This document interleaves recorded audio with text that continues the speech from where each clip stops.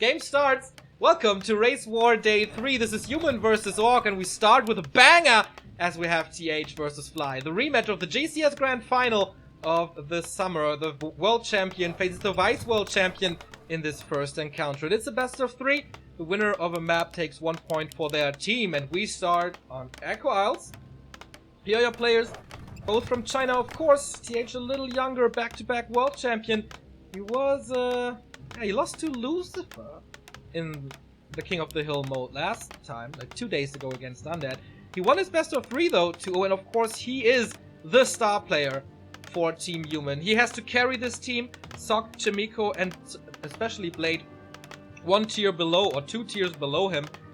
And for the Orcs, we still have Lin, Shao KK, and Soin to make up for things. So, Fly isn't the carry here, certainly. He's one of the star players, but he doesn't have to carry this team alone. And there we go. Oh, I forgot to set the new donation goal. We start on Echo Isles, which is one of the most interesting maps in this matchup, in my opinion. Because you can see double base with an expansion, which this could turn into with an Archmage first. You can also see Firelord rushes here. And what is Fly going to do? It's a Blade Master. If this would have been Lin, I could totally see a Farseer or Focus. Focus, by the way, in Germany at the moment. Or going to Germany tomorrow. Or at the moment. I'm not too sure. But yeah, TH in the upper left. And Fly in the upper right, starting with a normal build with a Sharp.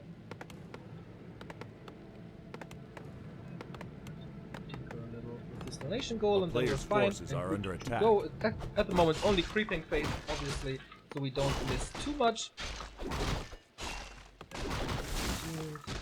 Right. Go. Alright, reset it is. T2 tech by Fly has started, starts off with a lot of attack, and yeah, this could certainly be an expansion for TH. One of the very few maps where you can do it, because the expansion position is so far away from your opponent's base, so you won't have that much time to cancel it.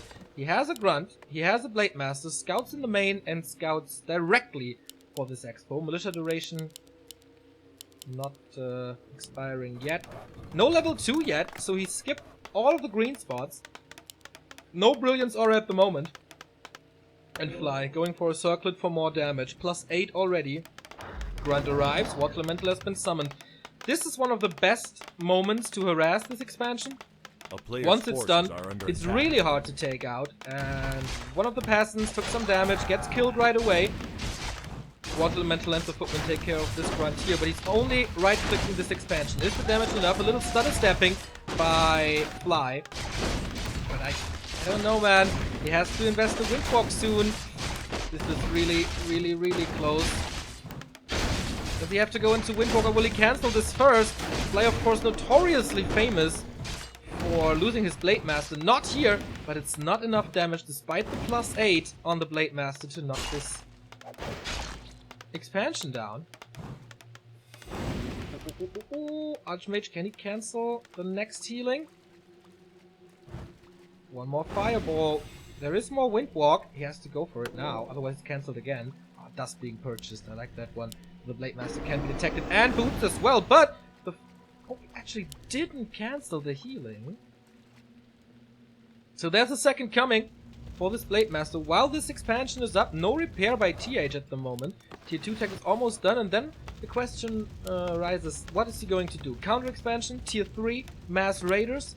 Everything is possible. Second Grunt is coming. At the moment, oh, the Burrow is late. He can't go for a second hero. And this could certainly be an Alchemist at this point to heal. But yeah, this Burrow timing might cost him the game. He can go for another Grunt, or he sacrifices a Peon for this. But now with the Boots of Speed, of course the Archmage has to run away. Blade Master on a prowl. More hits, and this first hero can't defend it. He can't level at the same time. Also, no Militia at these green spots. So it's not level 2, it's still short on mana at the moment.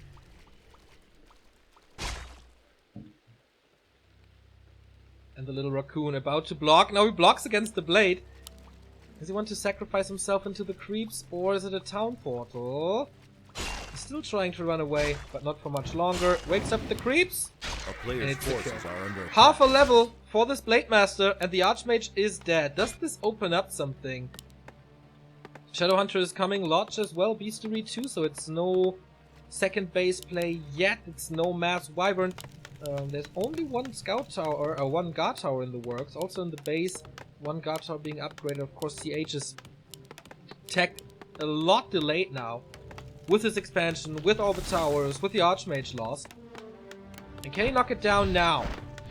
As long as the Guard Tower isn't up, there's not much of a threat, but 6 footmen, of course, can surround pretty well. We all know the strength of TH with those tier 1 units. Oh, that's a nice idea by Fly, to steal this big mercenary camp as a big item for the level 2 Blade Master, but he smells it. What does he? It's nighttime, he didn't see it.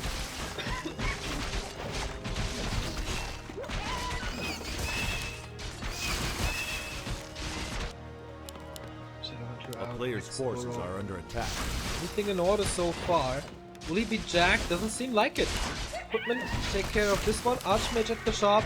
And this is the Ring of Regeneration. What a great item for him here. And now the footmen come in. Is there a surround? Looks like it. He's trying to, but he fails the first time. Loses one footman. And the other one can just run away as well. There was a big potential for a double surround. Another block comes in, but TH fucked it up as well. A little overwhelmed with the multitasking as it seems, but he does have boots of speed, and in the end he will most likely get at least one kill. One more hit. There it is. The green spot was of course level 2 for him. This run gets away, so it's not a disaster for Fly. Not ideal, but certainly still doable, as the Archmage is not level 3. Expansion is kind of fortified. I love how he positions the buildings right next to the town hall, so there's not much surface for the raiders. And with the grunts being gone, creeping this spot is not as easy as it used to be. TH constantly checking for a counter expansion here, which is not coming. A huge amount of footmen, and there's only one target, and it's these burrows. It's only one raider, not too much siege damage here. Fly is not investing into more units at the moment. I wonder how well this goes. Oh, also blocking with the farms here. That lightning shield though, that's a tremendous item for Fly. Of course, humans were crying when Blizzard reintroduced the lightning shield onto Amazonia. And here you can see why one tanky unit in the passive line, so much AoE, but he can't kill the tower. It's close to completion. Town portal back while he killed at least one burrow, I guess. Oh, he killed 2. That's big. The tower falls though. Walker about to die. He's going for the Archmage, but he has... Oh, there's no windwalk for Fly. And a post and another lightning shield. Archmage dies for the second time. Heal wave against it. And these poor militia, they are tanking so much damage. There is no escape for the Blade Master though, but he did so much damage that I think it's worth it. It's a level 3 hero, but he has to pick up the pieces now. He has to kill like 5 peasants to make up for it. 1, 2. The walkers of course have ranged magic attack, great against peasants, militia, and footmen alike. Can't stay in there for much longer. Shadowhunter Siege. The expo is still up. Tier 2 tech is done. Once again, he has 1,000 gold for TH. A town Holy is moly. Tier 3 tech by Fly now, who's only now reproducing the burrows. That means he can't get his Blade Master back. That's bad. What a play by TH again. Buying some time, kills the burrows and then kills the Blade Master. But he took a lot of losses. Look at the corpses here. It's almost all human corpses. But as long as the expo is up, it should be fine. It's a double Sanctum play, not the triple Sanctum. He's not in time to kill the Archmage here, even though he's trying hard. The Blood Mage won't see the light of day though. Only at a Blade Master. Ah! It's double Sanctum Rifleman. And he re-engages with the Footman. This could be very bad for Grunts and Raiders here. That's good micro by Fly so far. Level 3 for the Shadow Hunt. He doesn't have mana for the heal wave at the moment. It looks like the Archmage is stuck, but maybe he fits through there and he's just playing passively. Good play by Fly. Leveling so much on his SH. Trying to get rid of the Rifleman now. TH on the other side trying to establish his sanctums to get some casts at least. And that's the mighty level 2 heal wave. This barracks won't stand much longer. Panda second, so he abandons the idea of a Blood Mage. But what can he do with that? Will he have the time to creep him up to level 3 when he becomes really effective? I doubt that. Where's the Blade Master? Here he comes. Warmel as well. Tier 3 tech, 2/3 done, and Fly is dealing so much damage. Still 1000 gold for T8, but the lumber is the issue. He had to invest so much militia time into this defense. Fly can't stay in there for much longer. A player's forces are under attack. And now he retreats because he has to heal up. Whoa, what a mid-game! What a mid-game. We have one Sanctum here, one Sanctum here, but no Rifleman anymore, which kind of became the standard on Echo. To go double Sanctum Rifleman. That takes forever to get the Maintenance back. But solo experience on the SH. And the shop in the middle of the map saves him a lot of time while he can creep. This green spot was not prepped at all. Jumps him up to level 3.3. Archmage is still level 2. Huge economy for TH, who invests a lot into new buildings and rebuilds the barracks. Going for breakers immediately to steal the Spirit Link.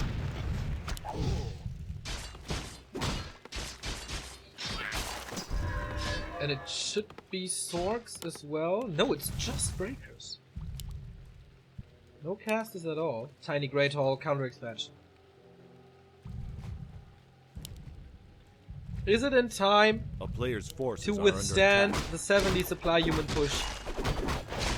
I think so, especially since the Archmage and the Panda are so underleveled, and in general the Panda not the greatest choice for Sork. They're all so tanky. Yes, AoE damage is nice because the damage is spread anyway, so he supports that rubber band effect that we oftentimes talk about. That occurs with Spirit Link. But I guess Fly should be ready. There's no Kodo yet, which is kind of surprising. Town is Master player's training forces are under attack. immediately. And reinforced defenses should arrive too soon too. He cancels the shop. Oh, actually not. There's too much normal damage. He can't take this fight without a Blade Master. Who is at the shop.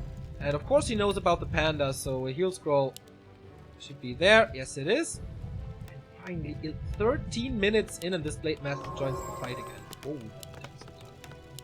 Defense upgrade number 2. 1 upgrades already. TH really investing hard into those. And now the first sorcerers are there. So slow is gonna be there, but the walkers are online for a long time. They didn't have to dispel anything. Maybe some water elementals, but that's about it. We haven't seen much slow yet, so they're all full mana. They get the master upgrade sooner. Is it finished? Yes, it is finished. Berserker strength as well. Fly trying to stay below 50 supply for as long as he can. Blade Master sees the movement here, close to level 4. Once again, the base rate for the Orc. I don't know if he has pillage. I don't think so. So far, Fly is playing this great. Keeps the human busy, even though he has 70 supply now. He just needs to buy a little more time to build his army, but he's a little greedy at the moment.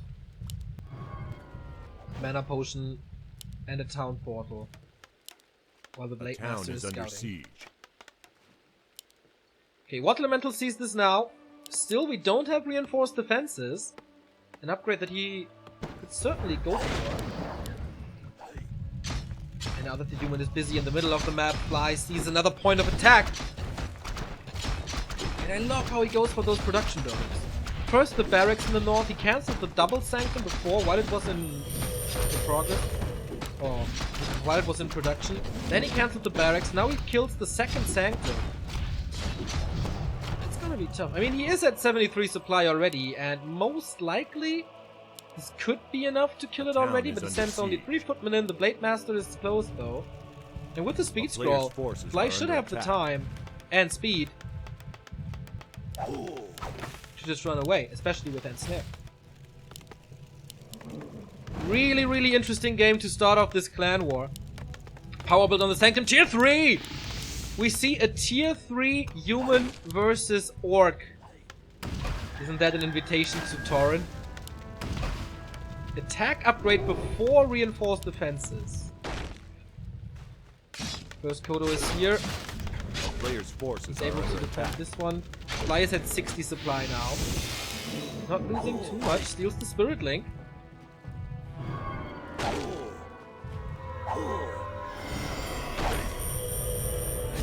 In ethereal form, so back to full HP. Blade Master is missing in the fight though. Is he?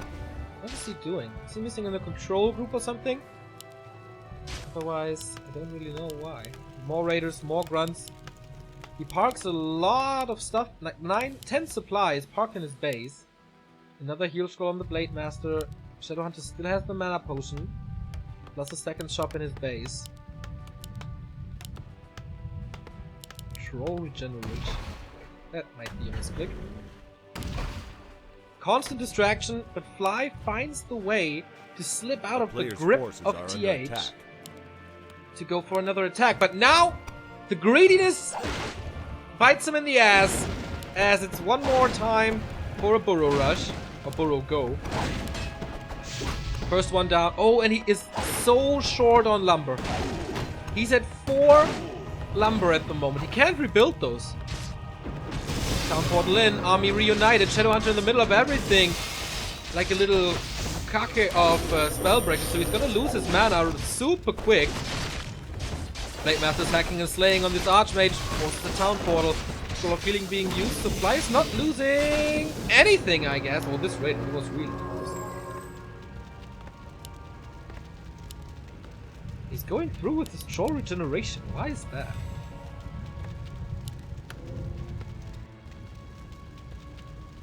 So he can't go up to 80, but it's not that bad.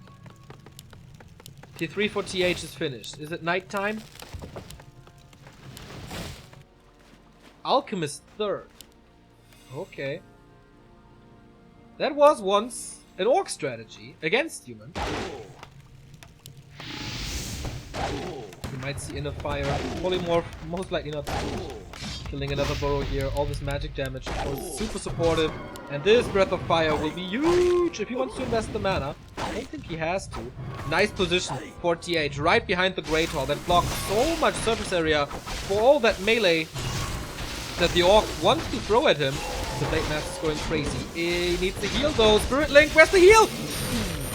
Ooh, that's close, but he's just firing away. There's no Windwalk. Fly. This is critical for you, but he escapes, man. There is the heal wave. That was as close as it gets. Acid bomb on all those units. And Fly is losing quite a bit here. But TH as well, but now the rubber band comes in. Wow, what a heal wave.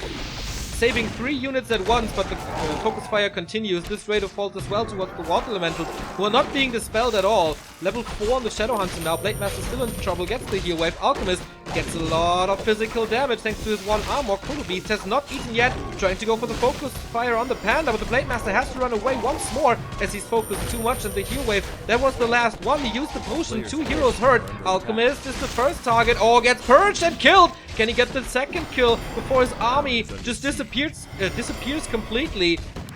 Oh, this expansion looking very bad for this army. There's like 9 supply on the verge of dying. Oh, excuse me, 12 supply. And the Panda is still alive on level 2 only, but making the jump soon. Water Elementals took out this entire peon line, but Fly is still alive. Close to level 5 on the Blade. Shadowhunter will take some time. 52 supply for the Orcs. 77, and look at this. Mortar teams and fragmentation shards. He really wants to end this. This is not the patch fragmentation shard, it's just still the bugged version. So it will deal tremendous damage, and the question that I raised before,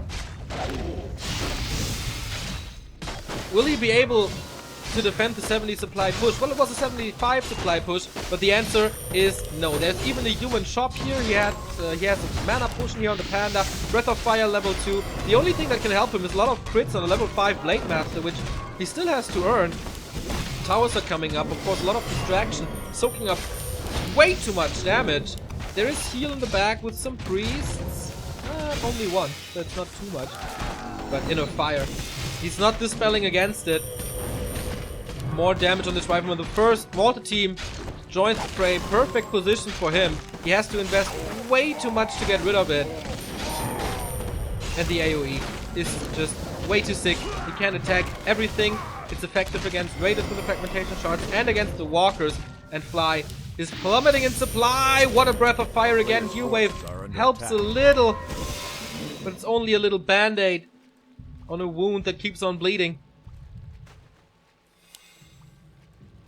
And in the mains, there's only 1,000 gold remaining. Alchemist is stuck, by the way. 5 blocked supply in the base of TH. And now we have 4 walkers, 5 walkers, and only 1 raider remaining. What is he supposed to do against this? Mortar Team's a very rare choice in this matchup because the Blade Master can't snipe it that much, but with Inner Fire and Slow, and maybe even Drunken Haze. I don't know if he has Drunken Haze or Drunken Brawler actually, but they should be fine. Of course, there's Vision now. He sees the Blade Master's drive, but doesn't have an Invo Potion nor a Heal Scroll. I hope for him that the Shadow Hunter has some mana potions. Yes, he does. Of course, Rifleman being taken out. But where is the damage in this army? I think the answer is this unit, this hero. 180 critical strike, but that's about it. Spirit Link being stolen over and over and over. The Breakers doing a good job with their 1-2 upgrades here. More mana being burned by the Breakers. Same goes for the Shadow Hunter, who's completely depleted. To revive on the Walkers. GG. Fly sees no solution to this anymore, and TH winning his 3rd game in this race war. He won 2 times against Lucifer. Now Fly suffering. Fly did a great job. Usually it's a lot harder to play Echo Isles here. Usually the matches are over a lot quicker, but it wasn't enough. It just wasn't enough, and I think he was too greedy. I think not going reinforced defenses broke his neck. If he goes for reinforced defenses, then he can't go for the double burrow go.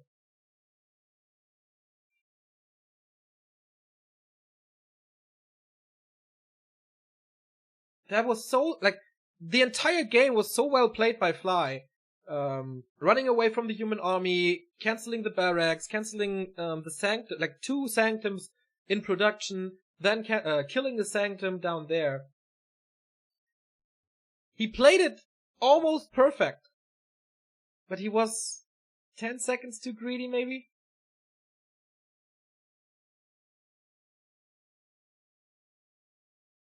Amazonia is next. 2nd map of the day.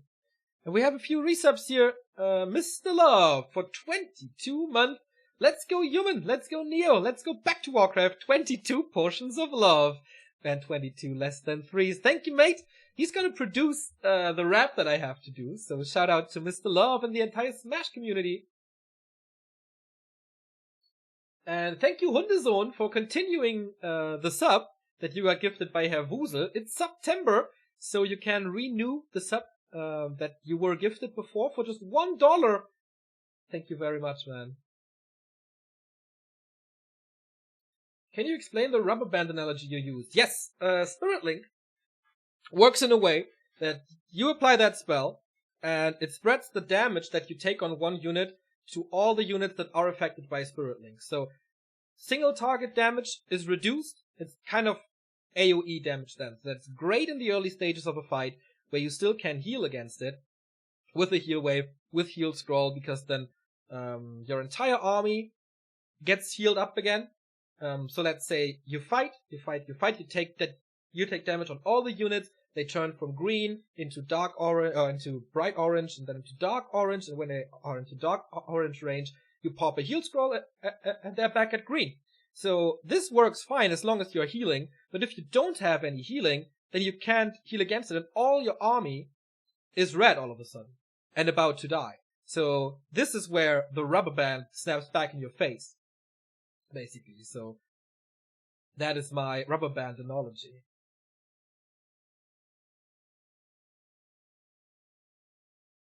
I hope that was understandable.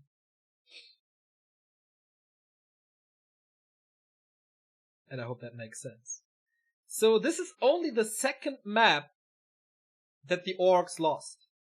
Yesterday it was an 8-1 victory for them against the Night Elves, which includes Moon, Lawlight, Colorful, whose best matchup is Orc, and Shao KK.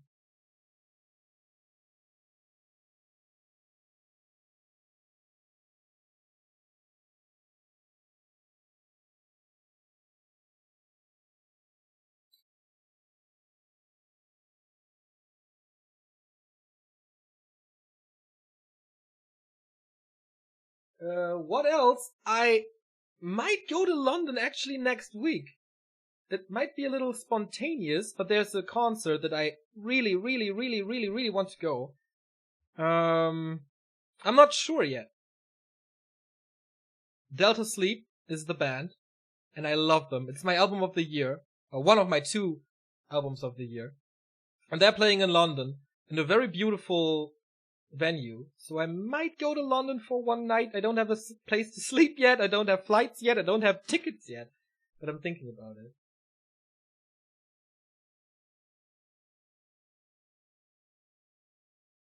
Is it cold at your place? No, but I have a little issues with my throat since 2 days ago.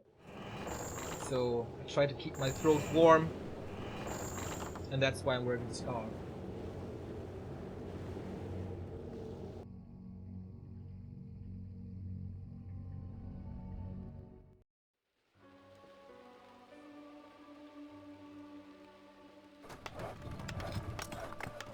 So, second map, as I said, Amazonia. TH leading to 1-0. And it would be a great start for the human if they win this 2-0. I mean, they rely so much on TH's points. I don't see much chance for Sok to win against Lin, for example. And the human lineup in general is kind of the worst. In the absence of Infi, I mean, Orcs are missing Focus, Night Elves are missing Foggy, in my opinion, but they really got hit hard with the second best human player not playing for them.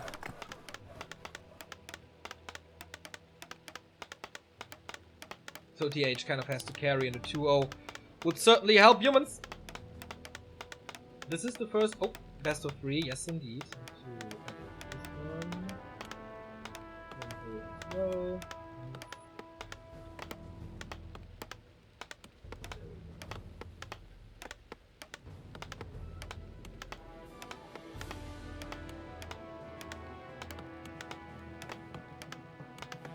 Where did you learn all those grandmother things like wearing a scarf for your throat? Just makes sense. It just, I don't know. The grandmother told me, Fly is playing a Farseer? What the fuck? I apologize for my language, but I think I have never seen Fly with a Farseer ever.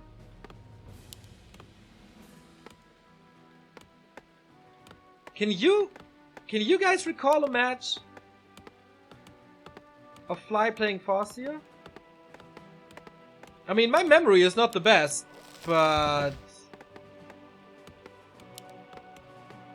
player's forces are under the Fly Blade Master is kind of set in stone as the Shishi Demon Hunter, for example. At least he can't lose his Blade Master like that. That's true. So he's creeping. Usually the Farseer is instant harass. Not with the Fly play so far. Oh, close to it and I. Not getting it. Oh, he denied it. Oh, that's bad. Not the big one, but one creep was denied. Wolves are attacking. He gets 1 kill, maybe. Nice micro by TH to save both of those Passons. But of course, Orc is on the way to cause more trouble. This goes hand in hand with a fast tech. TH has to invest into the Scout Tower before. So far, the Wolves are doing a good job, good multitasking by Fly, which I think was a little mediocre on the first map. We summoned them, so no experience for this AM. We found only a Ring of Players' Protection. forces are under attack. Cloud of Attack would have been the best against the Wolves now.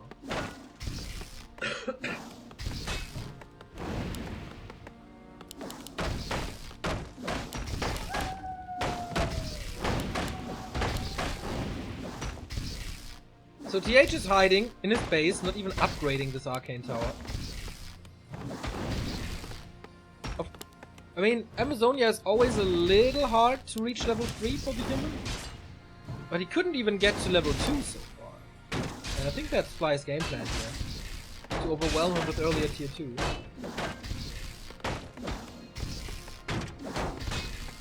Infi played Farseer versus Infi in the WCG final. Well, that is 9 years ago, mate. Pretty much exactly 9 years.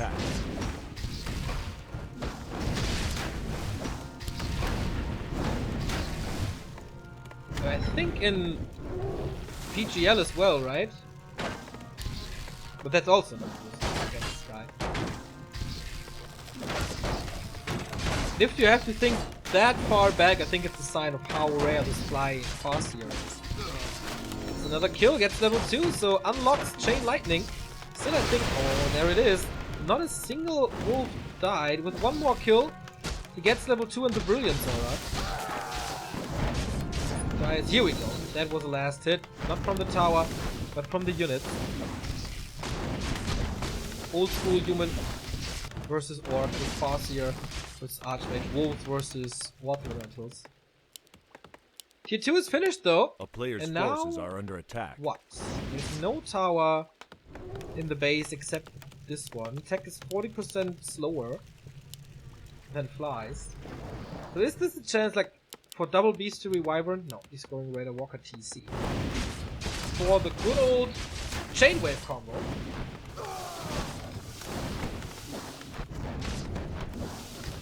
The town is under siege. I'm pretty impressed by Fly's Farseer play so far. No sign of pressure relief for TH. It's getting better now with the Brilliance Aura.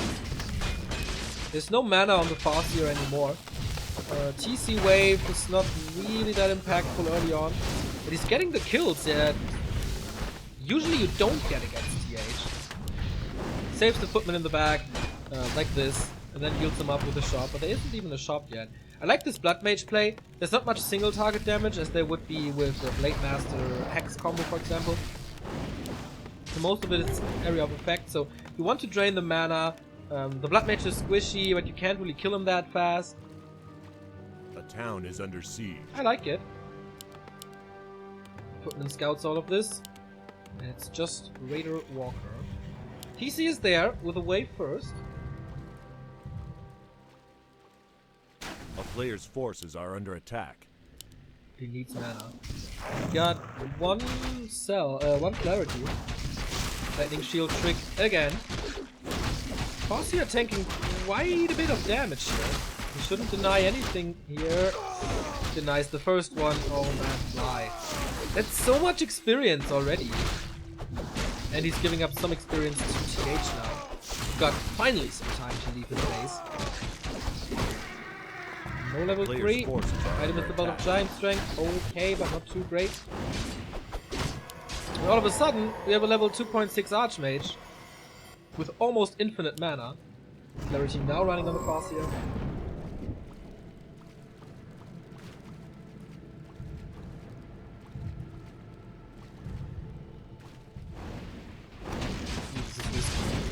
If Fly finds out about this, it's an instant TP.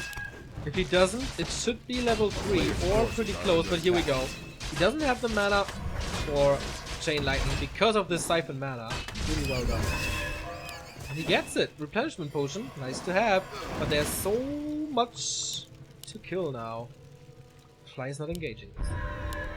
He was creeping himself for the level 2 TC with Sentry Wards now, and Snare upgrade coming, more walkers, which of course you need against the upcoming slow, or incoming slow.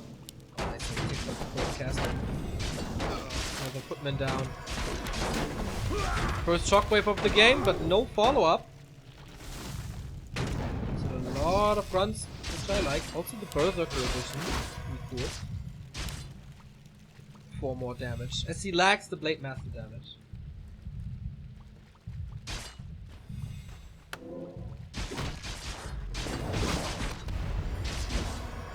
Fighting with Militia at this point works quite well, because there's no mana for Chain, Lightning, and the Shockwave isn't very impactful. But this is becoming harder and harder the longer the game goes, and the TC almost got level 3. Are under attack. Well, there's not a single level 3 here. It will change now with the Murloc. Very happy to see the Farseer back again with 1.29. At least he is an option with a certain playstyle. This is level 3 now. Oh, 4 sets of sentries, or 2 sets of sentries for charges. Engaging with the speed scroll against the sorceress to get rid of more slow. And the Archmage, what is he doing? A little out of position. Ensnare helps, surround it is, and this must be a Town Hall. Here we go. Flame Strike, everybody. Countering fire with fire, the AoE with more AoE. Feels like he's just siphoning everything. Everything is below 20 mana, I think. A player's forces are under attack. Upgrade for the sorceress would be nice in this. Another Wolfmore experience, level 3 for the Archmage. But if Fly at some point can gather a little bit of mana, then this AoE combo is hitting him so hard. Is TH creating the Song of Ice and Fire though? Is he going for Blizzard later? For mass AoE.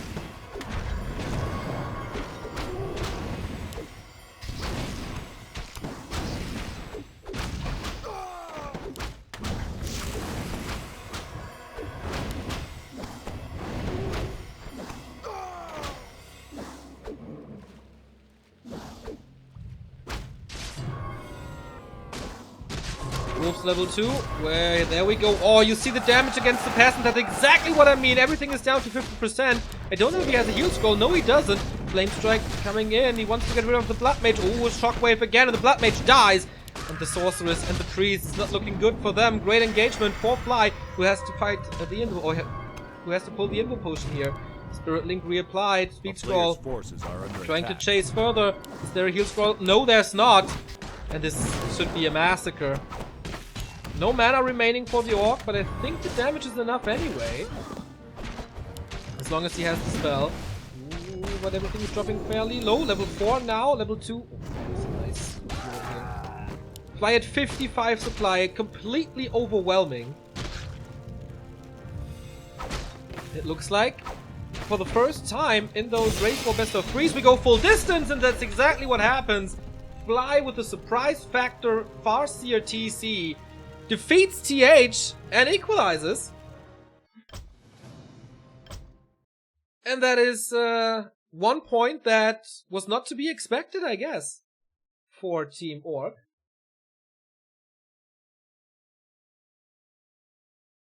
Fly was under so much pressure. TH was under so much pressure.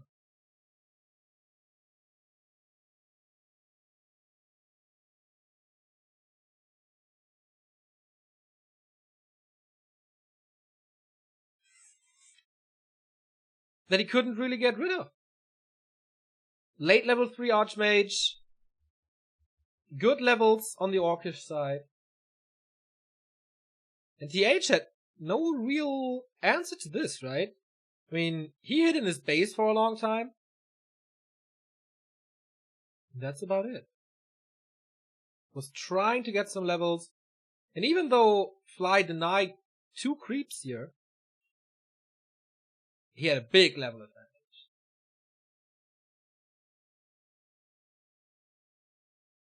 Maybe Fly should play this more often.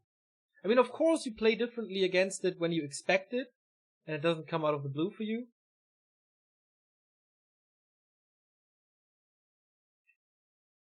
How's it going for the Undead so far? They won the first clan war with 6-4. against UN. They are playing tomorrow, maybe, against Night Elf? Is that tomorrow? I know, tomorrow is Human versus Night Elf. It's gonna be great. Remo's joining me tomorrow. And the Undead play Saturday and Sunday against Night Elf and against Human.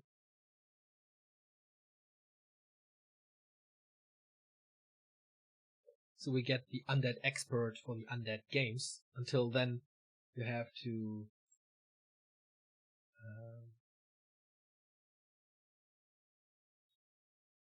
bear with me.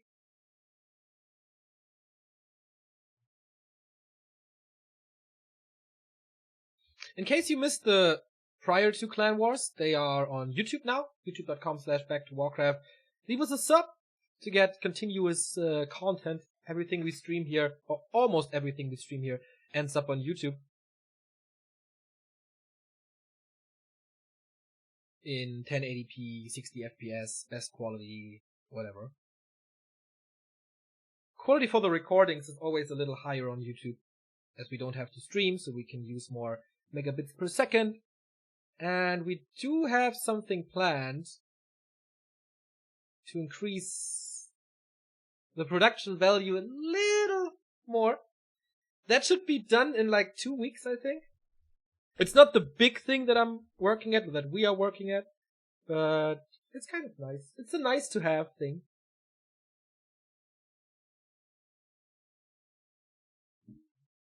You might have seen this feature before, but not too often.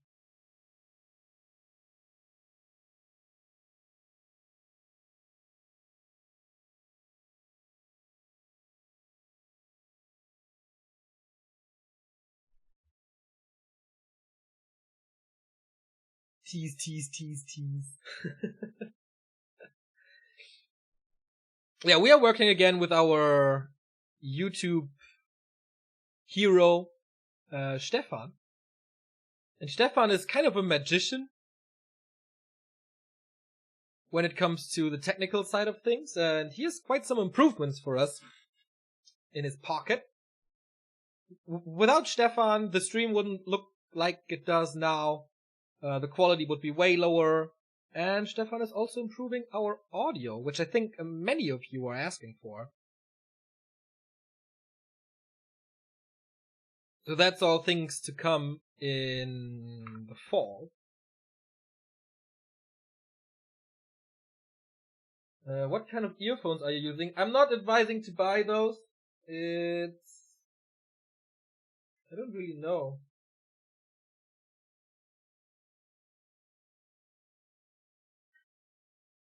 Let me check. There's some number here. RP-HDE3N. Panasonic, and they suck. I ordered 2 Xiaomi Pistons from China. They will arrive in 2 weeks. They are much better. If you're looking for headphones, go for Xiaomi Pistons. They are great. And don't spend too much money on Panasonic.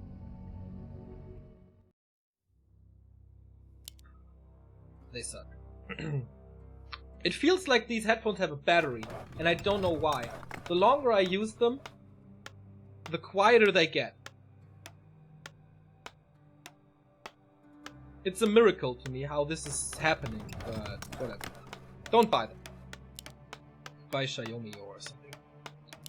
So, map number 3, it's Last Refuge, decision in this best of 3.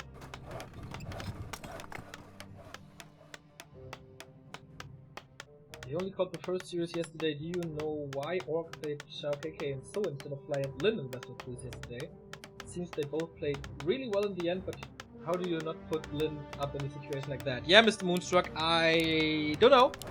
I have no idea. I was baffled as well. But it worked out for them, so they had better knowledge than all of us. How did the game on Amazonia go? Well, Farseer TC stomp. Like, not the skill stomp, but it was quite a stomp.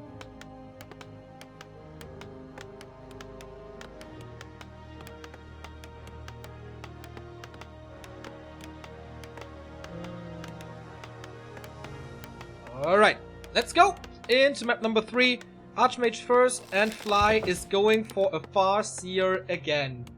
It worked really well on Amazonia, but the thing about Amazonia is that it's so small and base-to-base distance is so short, and therefore the Farseer works better, because he arrives earlier, you do more damage earlier, and therefore delaying the tech more.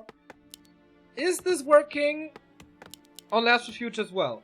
I am a little skeptical, but you know what? Never change a running system. And I guess that's what he's going for, right? Question is, will TH go for an expansion here? It is possible. It's not very likely. Wow, this tech is so fast. 2-minute tech by Fly. The player's forces are under Without attack. a barracks, without a shop. Just a second burrow here. That's pretty crazy. And pretty dangerous. I mean, we have seen Firelord plays on LR. Rare, but we have seen them. If TH would have gone for a Tavern build Tower Rush here, now, he would get wrecked. But he scouted it. Archmage is running into the base. Same goes for the Farseer. Tower is not up, so who can do more damage?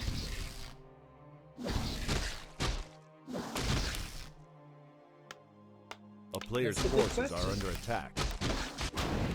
There's no grunt to defend this, only burrows, and I think, yeah, I'm pretty sure this barracks gets cancelled. Can he cause more trouble? I don't think so. He's getting close though. He doesn't have another water elemental. He can repair now, but is that enough? I don't think so. I don't see a single corpse yet, and he buys time for the tower all the time. TH calls GG!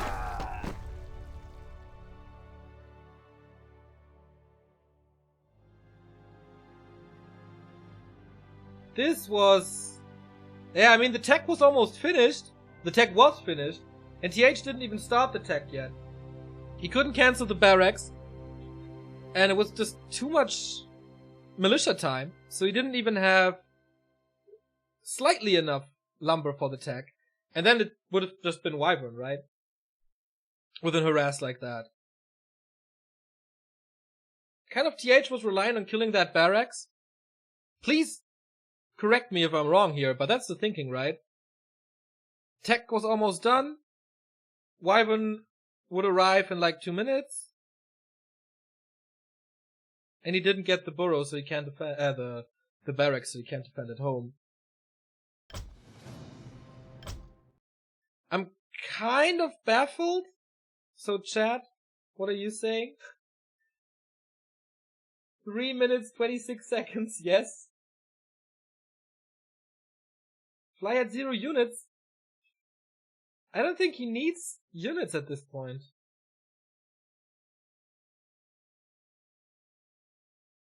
Barracks didn't matter at all. Yeah, I agree. Kind of.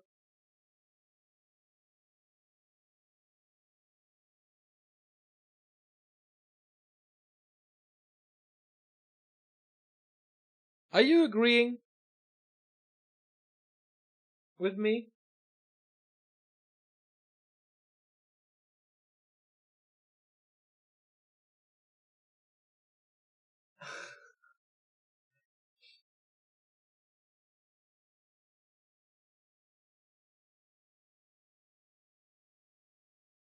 Okay.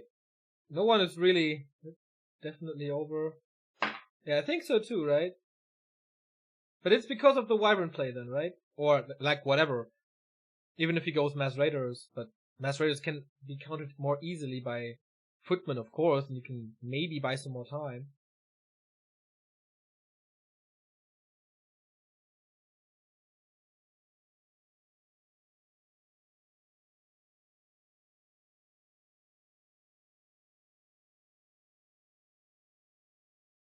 Alright. So I guess that's it. And that is the 2-1 victory for Orc in the first best of 3. 2 points for them. And yeah, doesn't look good for the humans. We get the next game. It's Lyn versus Sock. We go into a small commercial break, and then we're back with the next best of 3 here Orcs seem to dominate. But Sock is always up for something. Special strategy Sock, maybe? We'll see, stay tuned. Best of 3, number 2. The Orcs have taken the lead with 2-1 as Fly got the revenge for the GCS Grand Final and defeated TH 2-1. We go into Amazonia once again, where we saw the Farseer play of Fly before. But now, it's 2 different players. We had China versus China, now it's Korea versus Korea. Arguably, Lin living in China, so he's kind of half Chinese. But, you know, Sock, the bad boy of Warcraft, the B-boy, not only bad, but, you know, breakdancer as well. He is slightly... he's pretty good versus Orcs, you can see here, with 52% win rate, but only 10% versus Lin. We have one big favorite, and he starts in the upper right, representing the Orcish Horde, is Lin. The guy who won almost every tournament this year, except GCS and Color Cup, I guess, which went to move. And Sock. No big accomplishments this year, no big results this year. Let's see what he can do. Archmage first on Amazonia, pretty much set in stone. And we have the first donation of the day. Matrix Killer donates 10 bucks.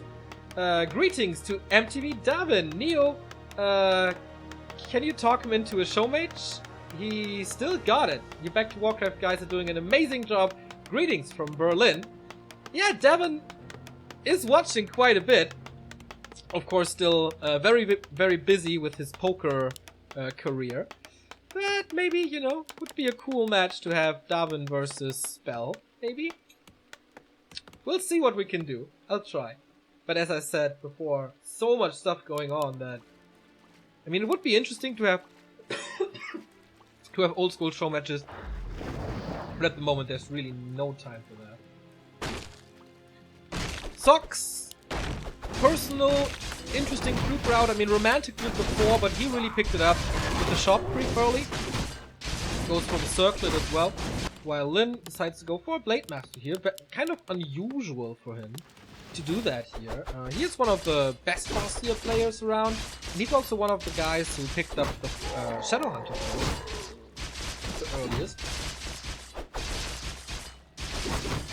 With patch 1.0. But not here today. Using the Grunt to lure out the little trappers to get the Berserker easily, and the Archmage. Oh yeah, mass pressure. That is exactly what makes Sock so strong. Instant pressure and a lot of that. Lin trying to counter this with an earlier second burrow and a later shop, so this burrow finishes and he can repair again still. Now I remember. Who did he face? Was it Fly, which he defeated, or Focus? I'm not too sure. Or Infi? I don't know. But he's not getting anything. The burrow is safe. The shop seems to be safe, especially with the Water Elemental. Oh no, he cancels! With the Archmage coming back with another Water Elemental here. So getting the resources back, but no selves, no clarity, no speed stroke at the moment. Sock is still on tier 1! What? A player's forces are under Not attack. teching at all? Oh, there's a lumber mill already. Tech 50% done. He didn't get the burrow. This is bad for Sock. He knows all of this because of the ward that he got from the shop. The town is under siege. He's teching now. 3 minutes 40 in.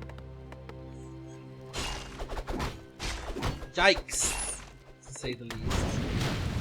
He's cancelling the next burrow. As long as he has this one up, he can go for a second hero. And that's all fine and dandy. They're coming in. There's no second Water Elemental this time.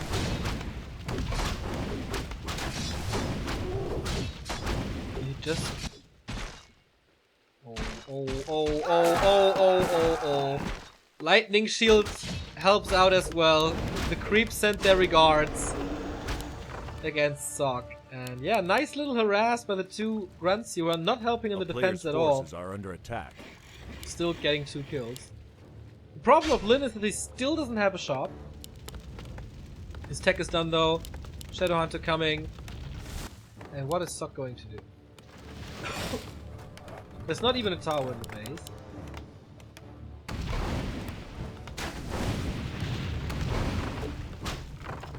So all that Sock does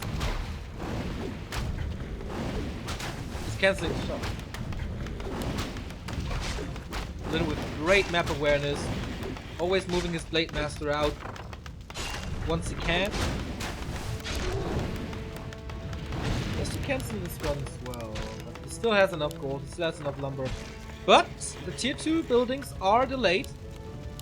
At least he got that, so he constantly had to rebuild the buildings, of course, and cancel it, and so he lost some lumber and he had to repair a lot. So Raiders and Walkers are late. He makes up for the late tech that way. But he does have crit. He does have the second hero. And a Wormel in the back to counter it out. A player's forces are under attack. So it's not going to be easy for Sock at all. I like what he made out of it, though. If he gets the burrow, I think things are looking great for him. Because that delays the second run, then he can't go to the laboratory, can't harass this creeping. And then the Archmage is getting closer to level 3, but this way, everything that he needs is out. With Hex first, most likely, the Shadow Hunter here.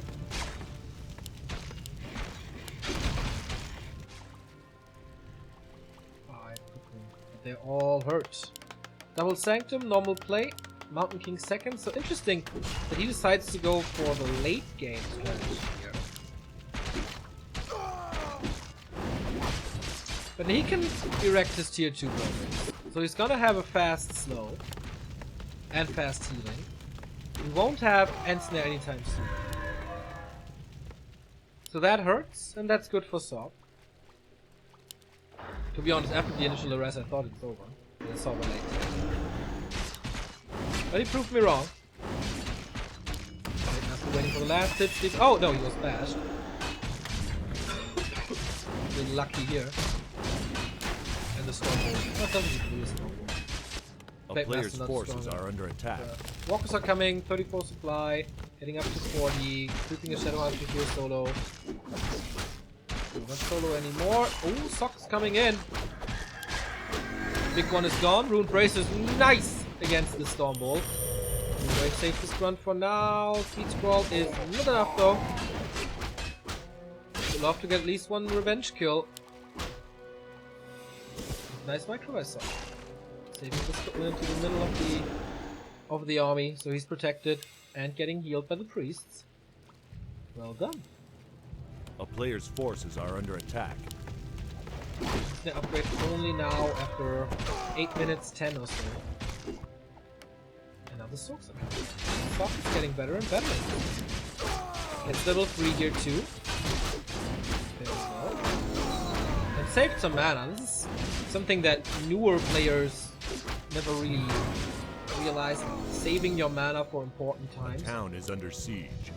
And not spam everything as much as you can. A player's forces are under attack. Shop is coming up now. That opens up breakers to steal this building, which is nice for keeping, obviously.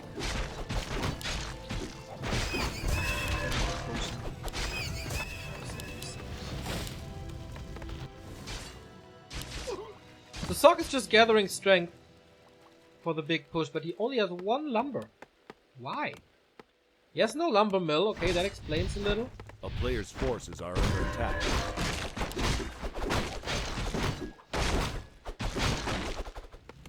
No Kodo Beast for Lin yet. He has to get a certain amount of weight for that.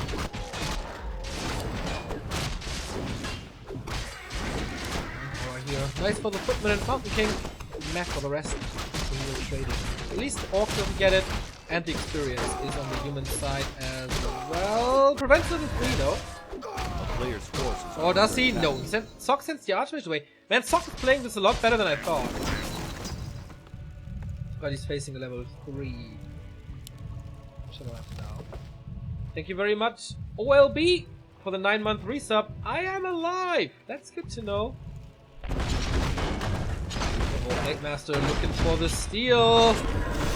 Doesn't get it, and doesn't get the big item as well. He's still in Windwalk, didn't even try to go for it. A player's forces are under attack.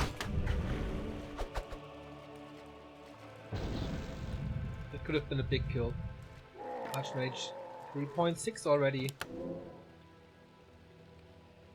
Heal scroll and invul. Items. Double mantle. Nice. Now the Kodo Beast is coming for Lin. Upgrade is ready as well. We're getting closer and closer to the first big fight. Sock with 1,200 gold. What is he waiting for? Most likely the next farm and then push him to 60 and then A player's forces start are the under first big attack. fight. Lin is kind of ready as well. Has a damage dealer with Berserker, has the Kodo now. But only one Raider. That's not enough. 3 walkers but only 1 Raider.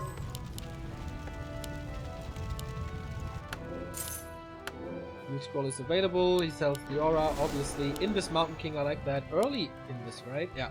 Early adept upgrade. Season nevertheless. Oh, clap. Of course, haven't seen that yet. And he might get rid of the only Raider very, very soon. Second clap to delay everything a little. And of course, with that he can kite pretty well. With slow and clap, everything is slowed down. Not much mana anymore. 1 Stormbolt, I guess, but should be level 1 though. So he's not using that. Kodo Beast has eaten the breakup. Another breaker falls in the front, and Lin with good micro so far. Invo potion on the Blade Master. Second Kodo is coming in, and he kills a lot more than Sock should allow. Militia is coming in as well when the mana stealing being used. Clap again. Second one of mana stealing already. Peons are just soaking up the damage here, so he's not damaging anything of value. Then he retreats now, but with many kills. Sock invested his entire 1,000 gold into this potion, nice deny as well. But how long can he fight against this? Close to level 4, more breakers, and shop control. Only an Invo potion, no heal scroll, but more and more and more breakers. That was a fight though where Sock had a pretty big upper hand. Not really in levels, but in army. And items, I think. So that helps. Sock has vision, so he shouldn't start like vision with the breaker here in the stomach. So he shouldn't start this or yes. Must be aware that the Blade Master is coming in. Golden Toss though, is there detection? No. This is so dangerous.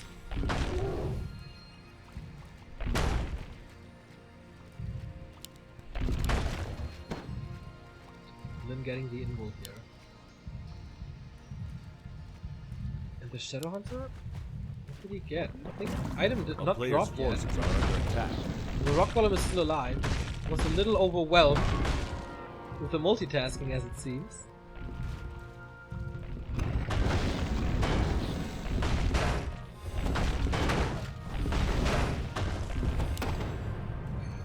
Very slow and careful creeping now. In general, that's a lot easier for the Orc to do because of all the physical damage against the Magic Immune Grand Golem. Level 4. Shadowhunter's doing the same though. Don't think the MK will reach 4. Thank you very much, OLB, for the 350-bit cheer, saying you need about 350. That is correct. Thanks, mate. That's a kebab. So heals from the invul here. Rune Braces of course help a lot. Usually against Stormbolt, it helps out against Stomp as well. Claws plus 12. Okay on the Archmage, but you should get the gold instead. For some consumable items. 48 supply. And level 4 here as well. Not an important level 4 to be honest. The Brilliance are a lot stronger. But the item, what is it? Guardian of Courage. More mana, and that means he has 10 plus intelligence. He's re-engaging now. 2 claws on the Archmage, nothing else. 1 invul on the Mountain King, nothing else. 1 invul, 1 heal scroll on the Orc side. A lot of mana. Thunderclap into nowhere. What was that? Oh. misclicked by Sock and one of his strongest spells gone for nothing. So this is not too bad. Dizziness is gone though. Clap again to reposition. Good kiting game by Sock so far. There's no Spirit Link. He stole it all, as it seems. Did he? Yeah, he stole a little. Or did he just not reapply it? Shadowhunter sniping some casters. On the other side, the Totem Beast has gone. Nice heal wave. But getting healed again by the Scroll. He really wants this Kodo Beast to get the Breaker back, and he succeeds. Losing a Breaker over it, but at least it wasn't for free. And now Sock is TPing out. As there's almost no casters anymore.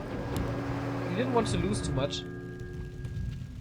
That was a decent fight, I think. Got double level 4 here for the level 2 Stormbolt. Just wanted some more mana. He was completely dry on mana. Without the spells, you can't really stay in this fight as the Orc runs you down. Players' forces are under attack. Directly.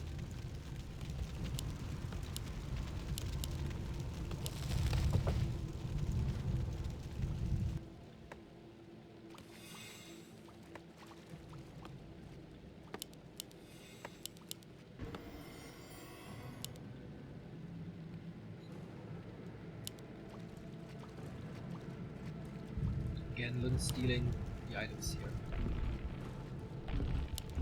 50 versus 56 supply, with no TP anymore. Only one invul. Rock Golem is finally gonna go down. Big invul potion, that's massive. Stormbolt Clap combo. Would love to see Blizzard in this. For even more synergy. But now that he got the level 2 Stormbolt. One bolt equals one heal wave to save the unit. Archmage a little far up front, catching a backstep and the crit. Shadowhunter healing. Can he cancel this? He's retreating. So well done by Lin. And a little sloppy by Sock. Not cancel that clarity. Shadowhunter a little out of the fight. He's got one more clarity, and of course he's running and running and running and running here. Are the masses overwhelming? First invul potion being used, and that was the big one. The 15-second one. About to expire as well. Okay, but level 4. This is where Orc gets really dangerous when he gets the 5-5 heroes. Sock is pretty far away from that. The potion is on cooldown, but no mana anymore. And that hurts now. Constant clarities on the Shadowhunter. Constant healing possible. And Sock did well, but it's overwhelmed. Toto has eaten, that's another 3 supply gone. So 44 versus 46 supply, even. But this one will make a difference. And in 27 experience, the Shadowhunter is just off the charts good. And Lin continues his shop control here. A player's forces are under attack.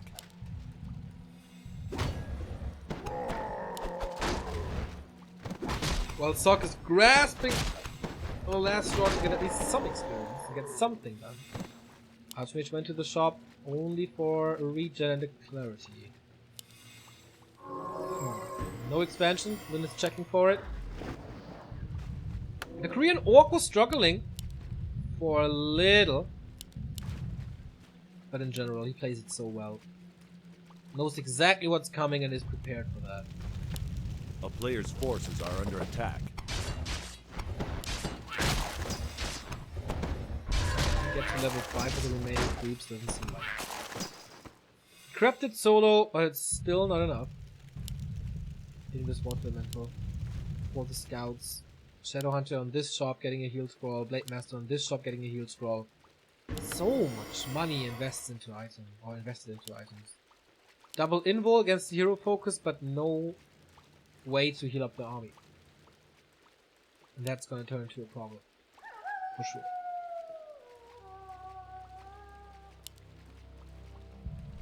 It's this level.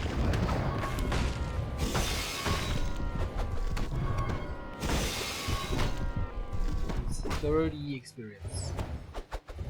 There's no damage. There's Lin engaging. He wants this so bad, and he has level 5. Here we go. Where's the clap? Where is the clap? That was the first one. Hitting a lot. Blade Master in focus, but he does have a heal scroll and the Rune Braces and the Invo Potion. He should be safe. Shadow Hunter full mana. He doesn't have to be too careful. Clap again, killing a Kodo Beast. That was the second last one. The backup Kodo is still there. With a full stomach, Clap is wrecking the Orc army as it seems. We haven't seen too much heal wave yet. The player's force is under attack. Level 3. For that as well. So many human units dying. And the Kodo is gone. So, the 10% damage aura is gone as well. The Blade Master is a lot weaker. Nope, not a Kodo reinforcement coming in.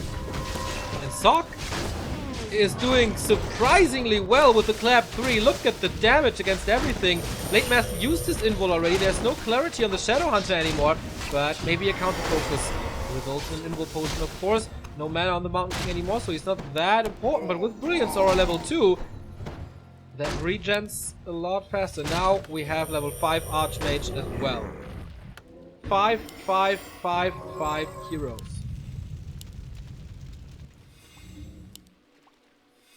Water Elemental level 3. If he would reskill to Blizzard, I think it's an instant. But the main gold mine's about to expire. He can't afford it. Kind of a do or die situation here. Who wants to push into the opponent's base? It looks like it's Sok with a 13 supply advantage. Grabbing a map off of Lin would be a major surprise. I was a little surprised that they didn't siege Shamiko, but that makes sense. Speed scroll against the Clap. Invis on the Archmage is going for a Hail Mary hero focus, but the Stormbolt prevents it. Level 3 Water Elemental. The Tauren are there, trying to dispel, but that takes way too much. Another Raider falls. Lin is heavily struggling with the main gold mines being expired soon. Potion being used and a clarity is... No clarity running. The heal wave was so important to keep this Kodo up. But for how much longer? The piercing damage is just too sick, and Lin has to give up this map, resulting in a 1-0 lead for Sok and the 2-2 in the clan war. Pretty damn well played by Sok, even though the early wasn't good at all by not getting the burrow and basically nothing. But he delayed everything as much as he could, caught up in his tech, which was very late.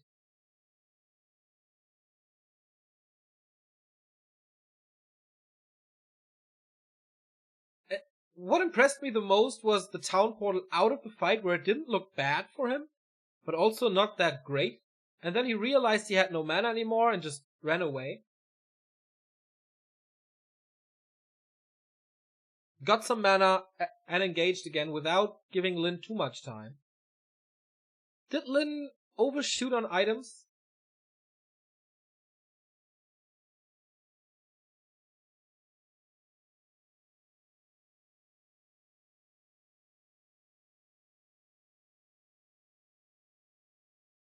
Clap was of course amazing. Like, even though he had one bad clap, the rest of the claps were. And finding the time to creep the Mountain King to level 5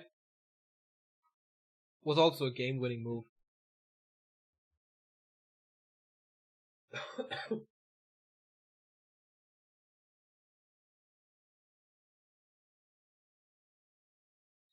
Catapults, I don't really think you can defend them against the strong water elementals.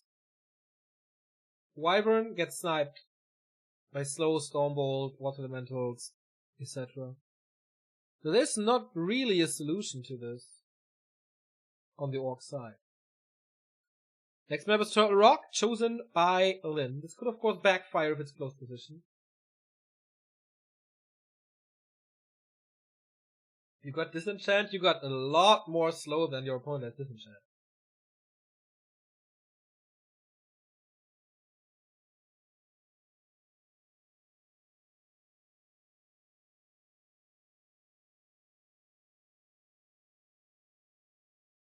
I think the first fight on the middle right-hand side of the map was kind of the key for Sok to win, because there he got the little advantage without too many losses. And not enough raiders, I feel, as well.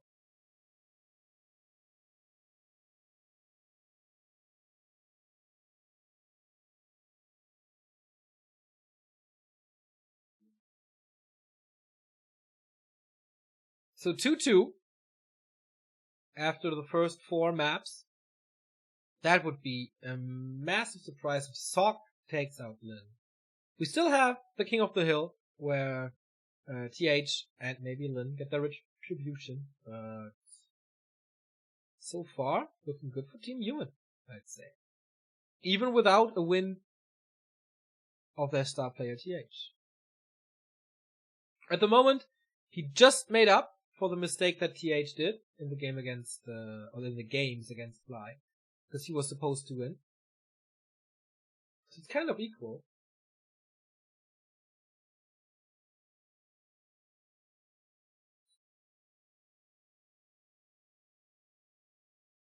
There's no late game for Orc if the Human has Clap.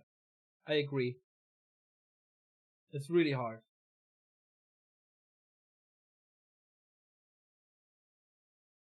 GG game, Sock played great. Indeed! This is always the case in race wars or team battles in general, that some underdogs are overperforming.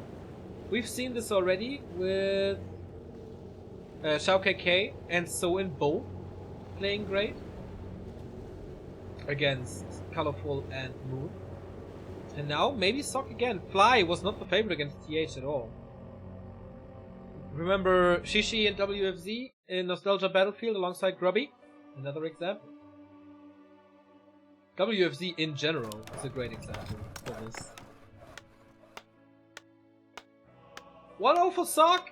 2-2 between Orc and Orc and Human. And we are on Turtle Rock cross position. Sock starting at the 11 o'clock position after his victory. Of course he would have loved to have a close position, but as far away as it gets, and this is exactly what Lin wanted. And we'll see what he does. Is this Farseer time?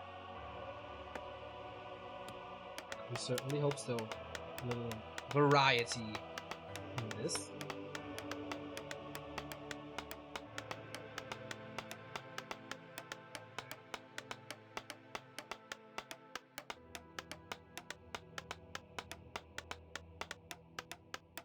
She played good too? Yeah, that's true. WFC is like TD in the old days. Great inventor, but not a top-notch player. TD won 2 major tournaments. Something that other Undead were not even remotely close to. Well, happy maybe. But Ted won Nvidia Game Festival and WCG. And so I think TD is certainly a top-notch player.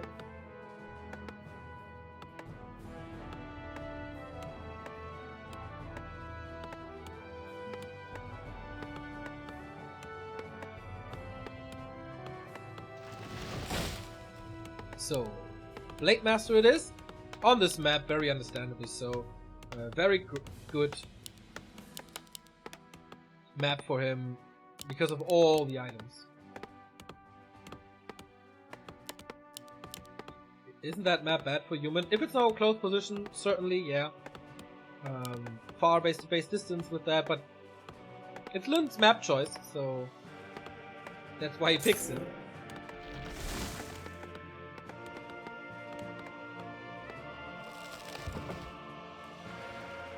A player's forces are under attack. More than 1,100 viewers, by the way. Nice to have you all here for this race for Human vs. Orc.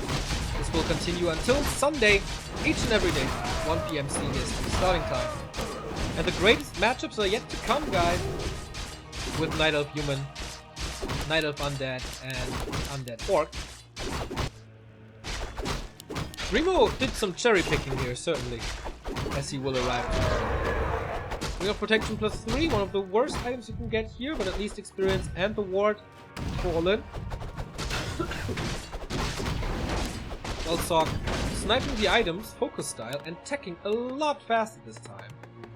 Trying to catch up with Lin, but of course it's kind of impossible.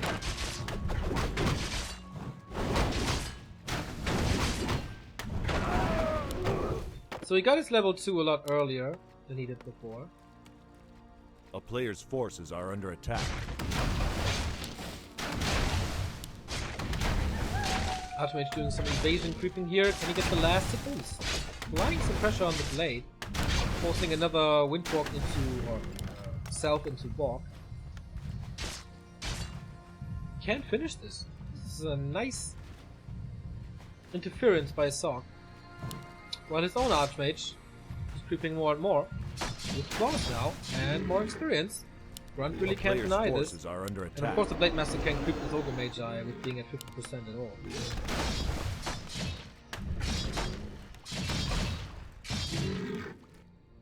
That is a very interesting map. Because I don't think you can tower rush here. It's just too far away on these positions. Where do you want to fight though? What do you want to do? Oh, Blade Master coming in. This will prevent level 3. Or way too early! Way too early. That is very rare to see from Lin making such a mistake.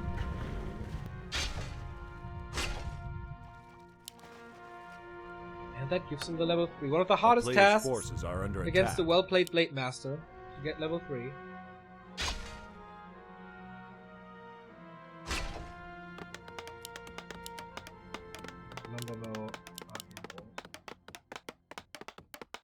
Music too loud? I didn't know. Turn it down a bit. Shadowhunter second. Archmage scouts the base. Sees no tier 2 buildings yet. Only now. With a large.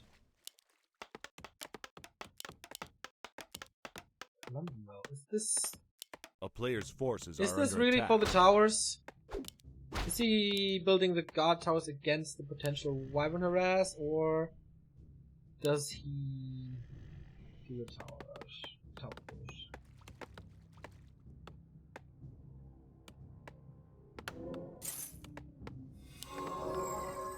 Ivories.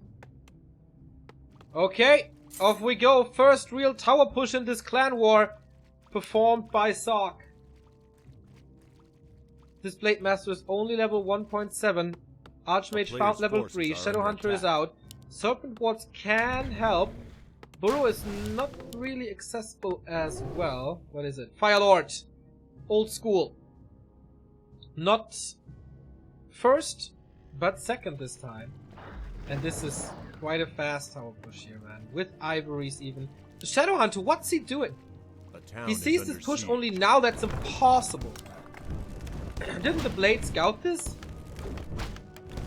He has to run all the way back. Oh my god. So much damage on the Voodoo Lounge. The towers are coming up in the back. He has to take care of this Firelord and make his lava spawn split. But the shop is gone, and that's the most important thing for a start. Speed scroll engagement on the Archmage. He hexes him. He surrounds him as it seems. Is it closed? Yes, it is. No town portal. This one is dead. Level 3 Archmage instant death with the beginning of this tower push, and that is level 2. But this all bought a lot of time for the towers where you can hide behind. One grunt dead, and the lava spawn splits. There's not much mana on the Firelord, but one more spawn should be doable. And now he bought the time for 3 guard towers. He's not attacking the burrows, he's not attacking the echo, but he can do damage to the barracks, which is super important for catapults later. Wyvern! Oh, that's a big investment, and he picks it up! Oh no, this is looking horrendous for Lin. If Sock can somehow get his Archmage back. Lava spawns have to be focused by this Blade Master, otherwise they split again. But the time for summons is somehow over. 4th tower, almost done. Level 2, heal wave. Or is it wards? Oh, he gets this one. Nicely done. Has to cancel 2 towers here. But the Blade Master is low, and there is only... Okay, he has cells. Yes. Archmage at the alt. That takes around 2 Players' forces are under attack. But thus far, towers are up. He needs more mana. He saves the mana. Lava spawn mana is now available. Damage is split between the barracks and the stronghold. You can still repair. Is there another shop coming for Lin in the back? No, there's not. But the first demolisher is up, and that means area of impact damage. under siege. Needs another shop A player's somewhere. forces There are you go. under attack. But I guess he saw it. Archmage is back in the north. Lava Spawn is diving for this catapult, but of course the Blade Master takes care immediately. So those 125 lumber weren't worth it. Ooh, Miss Rally, I guess. Taking 50% of his HP as damage. But Lynn is taking out the peasants quite well. And the shop at 50%. A player's forces are Archmage under finally attack. back with more ivories and a heal potion and clarities. Own shop would be the dream. Even defense. He needs to heal. Otherwise the workers die. 4 towers up. He's going hard for the stronghold now. Can't cancel the shop anymore. But maybe the entire income. Focus fire on this walker. Almost gets rid of it. Player's forces But only 2 workers remaining. He can't repair the towers anymore. Kind of an all-in by Sock, who's losing another footman, another source of damage. Mass repair. Next water elemental. There's another lava spawn in a bit. He's repairing with everything he can, and he can't repair that much longer. Level 3 for the Blade Master. Critical strike level 2 must be. And now Lin at 0 lumber. He can't repair anymore. Where is the damage commitment to this stronghold? I don't see it. Diving for the demolishers. And I think that's the right call. He gets at least 1. Next lava spawn while the towers do the damage. First catapult down. Second catapult down. Sock, it seems like he's 2-0ing Lin, who got another tower up. Oh. Okay, gets down, but level 3 for the Shadow Hunter now. Is this the saving grace? Basically no income for Lin as he has to repair the entire time. Towers is still up. 1 worker. Can the lava spawn split? Archmage focus fire, but no mana for a hex, I guess. Or maybe 1 hex. What a game. Lin is holding on as good as he can. Militia reinforcements. This lava spawn. Ah, disenchant. Very nice. It was about to split here. No mana on the Fire Lord anymore. Also no mana on the Archmage. But the Blade Master! Next lava spawn. Oh, we have Soul Burn! And the critical strike, he executes him. But is there enough damage somehow? No, there's not. Windwalk, Heal Wave, Blade Master still up. More repair on the Stronghold. And I think Lin is back in this game. Oh my god, what a hold. There were 4 towers up attacking everything. The stronghold was at like 150 HP. He is a Gosu in defending these rushes. No one did it better ever. But the game is not over.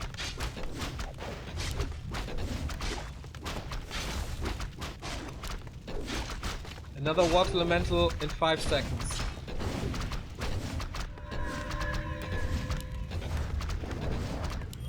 Whoa. What a game! Where's the Fire Lord? Coming back in a bit. It's only level 2. It doesn't take that much time. He has repair on the towers. He does damage to the economy. Oh, and he loses the walker. Again, distraction. He gets some piercing damage, but these headhunters so squishy.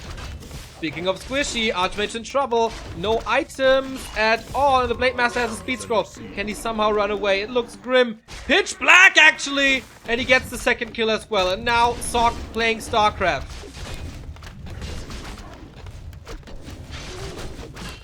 Close to level 4 on the blade. And he can't get rid of the barracks. He can't get rid of the stronghold. Fire Lord is back though. Full mana, new ivories. Tug of War.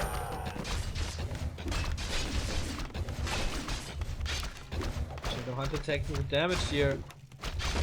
That this shop is up was the saving grace. The lava spawn needs to split. There's no mana at the moment. Another mana potion. And the Archmage is back as well. That means the aura is back too. No ivories. Towers in construction, but this is gonna be a dieback. Oh my god, 163 critical strike. A super duper expensive dieback for Sock, and this will just repeat. This will just repeat. Quad kill basically for Lin. The hero focus is Under siege. doing it. The shark crumbs. He can't reach. Ah, windwalk though. Just barely ready. No, he lets him get away. He lets him get away because he needs the damage in his base. 2 lava spawns. They split again. The catapult is down. And the Fire Lord dies to the creep. Oh, no, the Blade Master got it at the end. Level 4.5.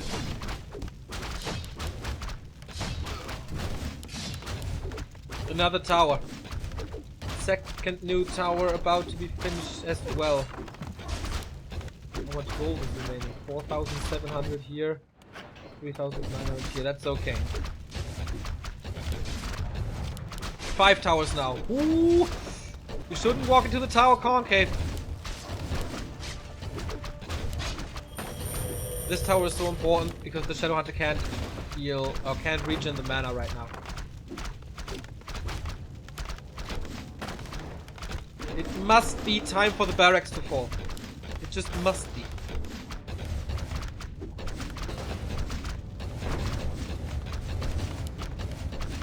Shadow Hunter not in hold position.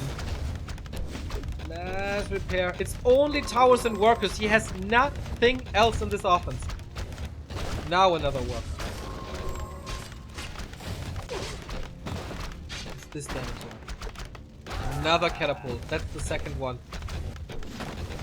But also hurt. I think it was a mistake that when the Archmage got back the first time, he didn't bring a scroll of regen. And he never established a shop in the back.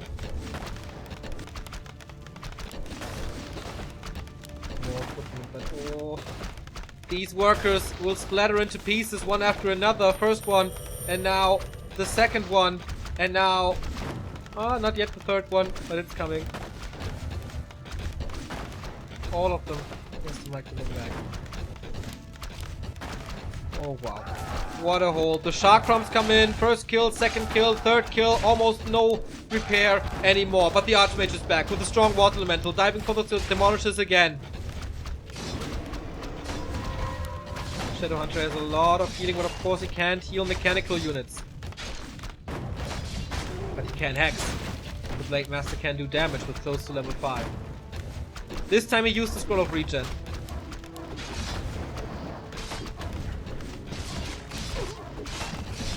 What a game. What a fierce fight. He gets rid of the catapults again. Heal wave onto peons to keep them up. The player's forces are under attack. Suck does. Fire Lord is coming back. The barracks is still producing. It's baffling how this works for him. Saves the Archmage this time. But he's committing hard to the towers. At least one gets cancelled. So we're down to 3 again. Oh, this Walker gets the heal wave. But how long will he survive? Ethereal form! Last second! Oh my god. And that's level 5. Level 3 crit for sure. Doesn't work against buildings. And the Fire Lord is back as well. One more lava spawn. But no water elemental.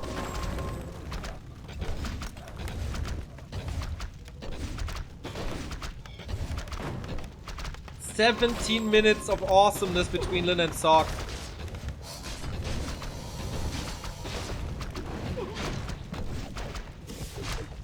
Next again. He needs the crits. He's blocking himself a little. Oh, speed scroll invested. This could be another kill. This should be another kill. This is another kill. Blocking with the Shadow Hunter now. That's the next hex. With the last bit of mana, he gets the 3rd double kill in this very game.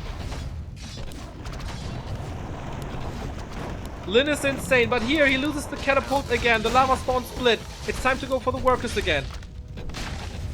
An unbelievable tug of war. Just seconds before the tower finishes. He kills them, or does he?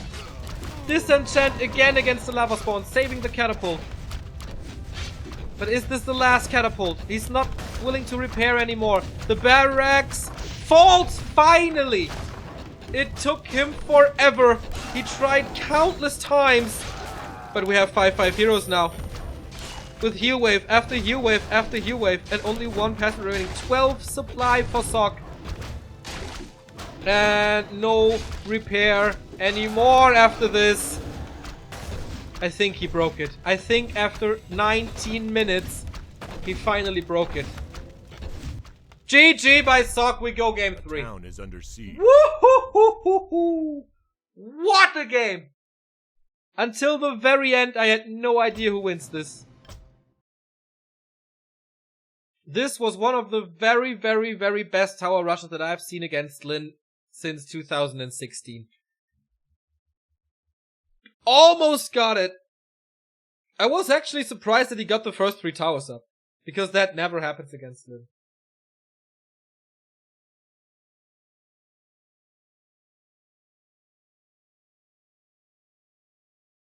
I think he must focus better with the towers before.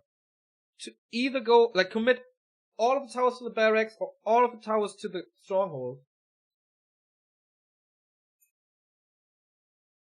And no shop in the back hurt as well. Maybe, like, you don't have to build it on the little island where Lin spawned, but maybe a little back. But Lin did this so well. Lin did this incredibly well.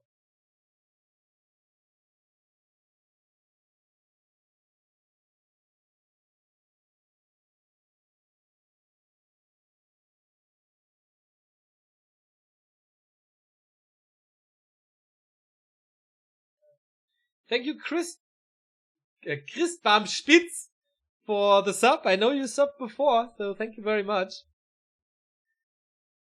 Whew. Orcs take the lead again with 3-2. And Sok's map choice now. He can equalize.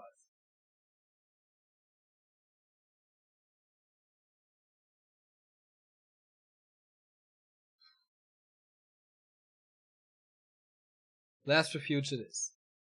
We've seen Fly destroy TH here in 3 minutes 20 seconds.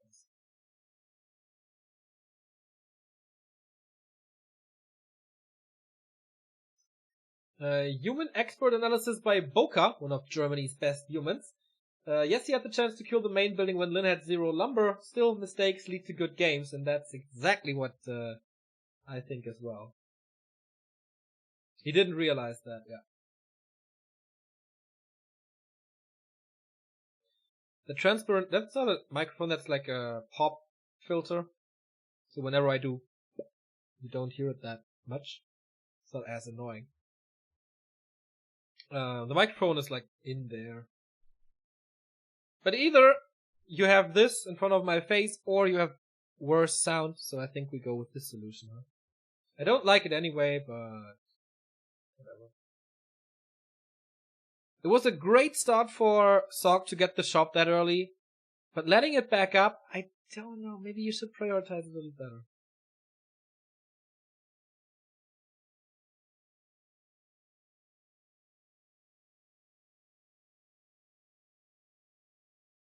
Next map is Last Refuge, yes. What's the pop filter called? I got a Rode SMR spider, so it's built into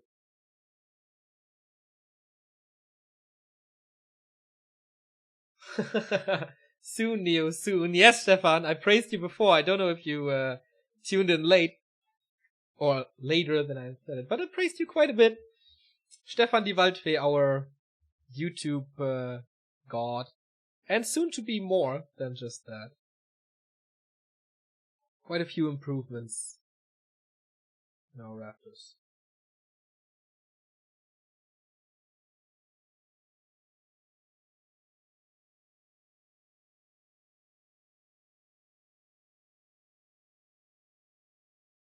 Tuned in late, so I missed it. Oh, too bad you missed your praise.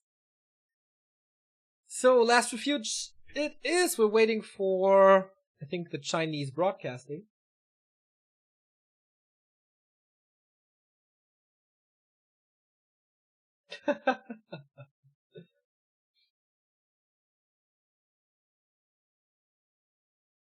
Yeah, the pole is broken, I know. I don't know why. But it doesn't matter anyway, because it's 1-1 now.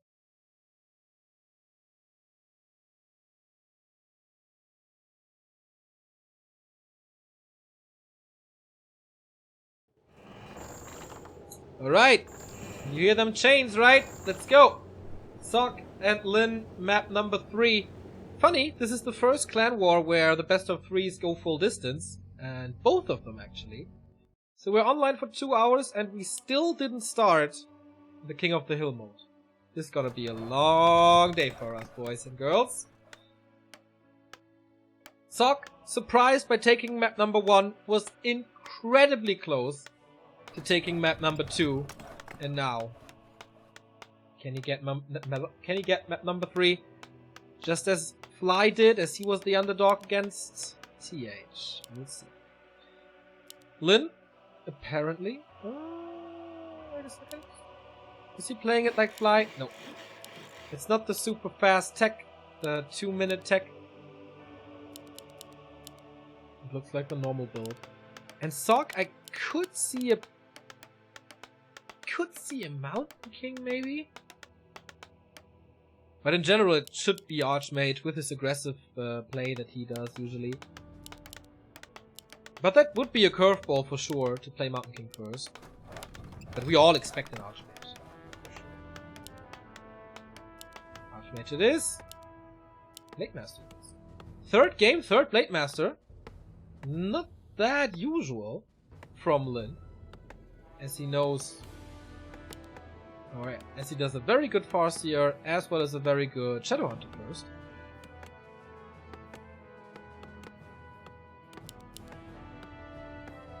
So it's an entirely different game than it was before between Fly and TH.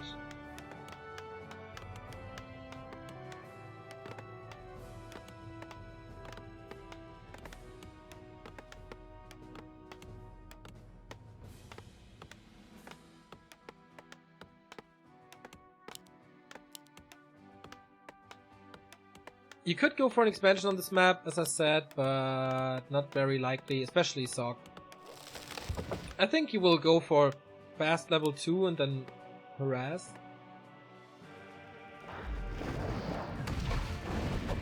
I don't even know if he goes for level 2. Maybe he just goes green spot and then harasses. When Scout sees the normal build, sees the tech, which is, of course, fast with 2 minutes 20, but not super fast. So not following up here. Going for a little more footman, and that's his play, I guess.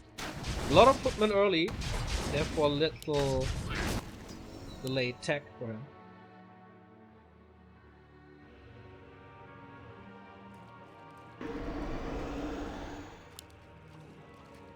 Very, very, very good items here. +9 right away. Forces are and level 2. And he's away from the blade. Looks good for Sock so far. What can he cancel here? This burrow for sure. Not the 30 supply burrow. Still no tech though. Ooh, he's towering. That comes as a surprise. A player's forces are under attack. Oh no, he's creeping. Okay, he's creeping. Wait, what is he doing? The town is under siege. Is he creeping the expo? That's totally unexpected. Yeah, okay, I have seen this before. No way, he's a little overwhelmed, I guess. Using 2 footmen here. He's not getting the burrow.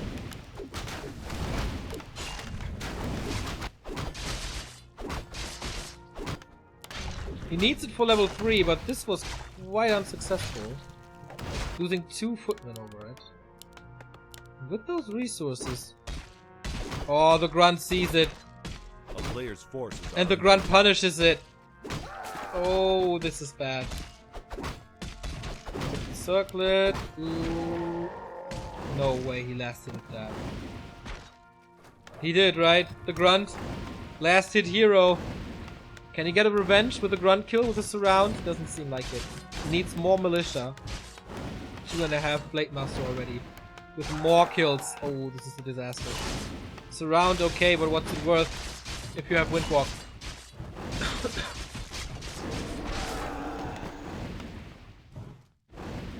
Yeah, grunt got it. Chat confirmed. Ooh, level 3 is so hard now. There is more Windwalk. There's more clarity, more stealth.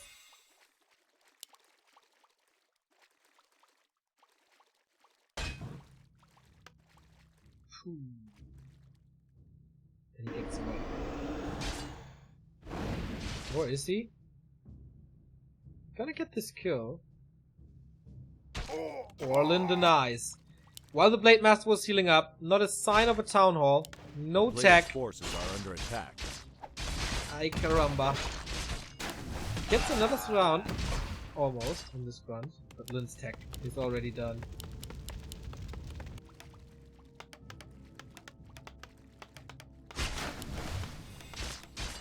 Close to level 3 Blade Master. Whoa, this game is one-sided. On paper, a nice idea to harass and build the expo on the back of the harassment, but... A player's forces are under attack. Well, only on paper, I guess.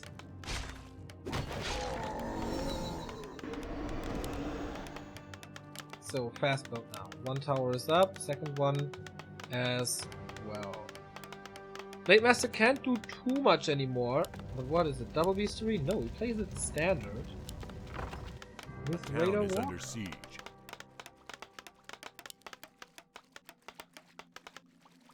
Thank you, Inmat, for the prime sub. Player's forces are under attack. Use your free sub well. Of course, if you sub, all the replays are available in our Discord for you. And no ads. That is the natural problem here for humans on LR, level 3. If a Blade Master is played like this.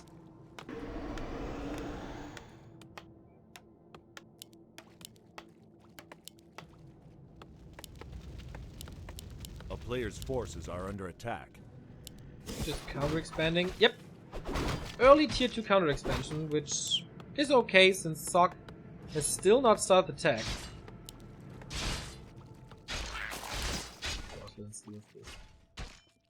But he sees it. He must see it. No, he's not. He is? Yes, he is. It's only a Water Elemental 1. He can hex one of the sources of the damage, but no.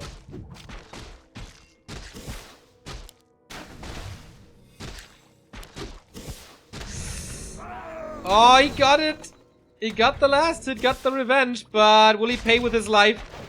Crit after backstab! Is it another hex and he's dead? Oh, one's out of range.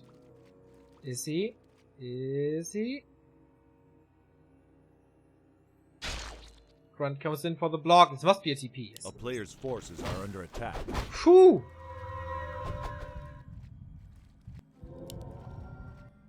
He doesn't have a shop. Sock has no shop. Needs power build.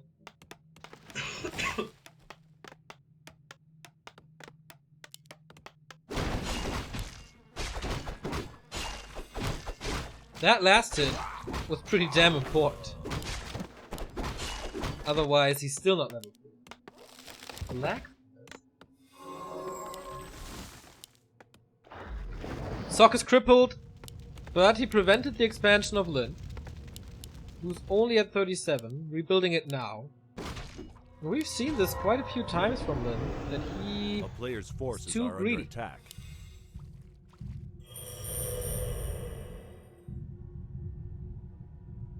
A town is under siege.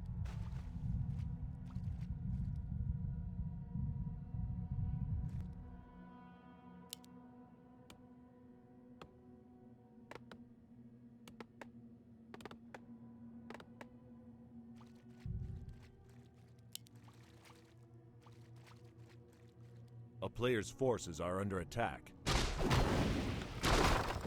Sok is starting to lame, I guess. That's what he was known for last year around this time. Always some interesting strategies, to say the least. Like Beastmaster first against Undead. With a lot of tanks. But I guess it makes sense. Stab. These Zeppelin drops won't hurt too much. A player's forces are under attack. But he's creating little fires everywhere.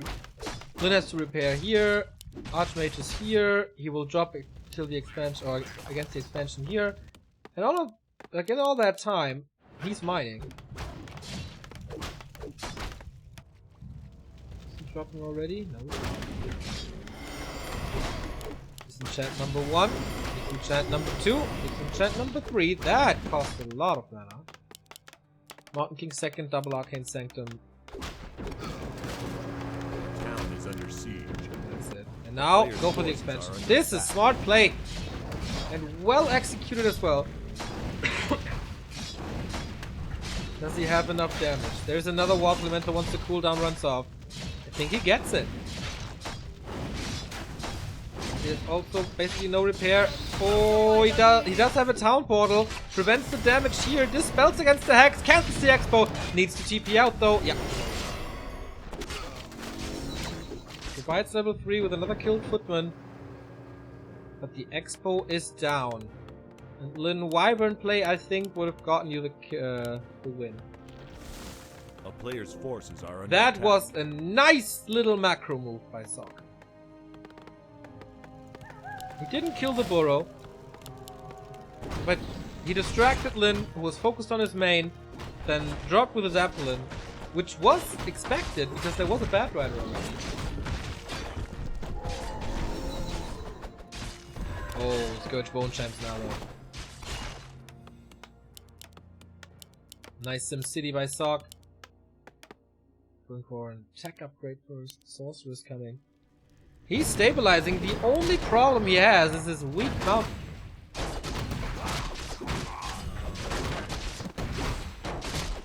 A player's forces are under attack. A town is under siege. A creep jack. Lin knows this. Oh, he didn't get this one, but the item is a mana stone. That would have been so beneficial. Didn't get the big one either, so it's big experience for the Mountain King, but he is forced into another one. Another town portal. Sok is getting stuff done, but it's so expensive that he doesn't really get an A player's forces are under edge attack. with his expansion yet. Scourge Bone Chunks is so nice. Items are so nice. Greater mana and mana stone. Oh yeah. Oh yeah. Picking up this mana stone could have changed the game. Or could change the game. As it is way less clap and way more heal back.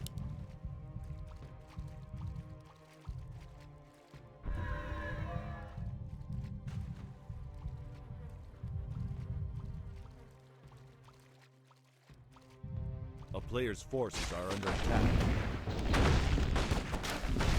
MK level 2 for the clap. Lin is not changing anything. He should sit on this Great Hall like a hand on the egg. And he kind of does it. Wow. Yeah, he should know where Sok is. Ooh, nice. Flute. Flute against Vamp Aura. Interesting dynamic. Item here. Captain America helmet. Okay.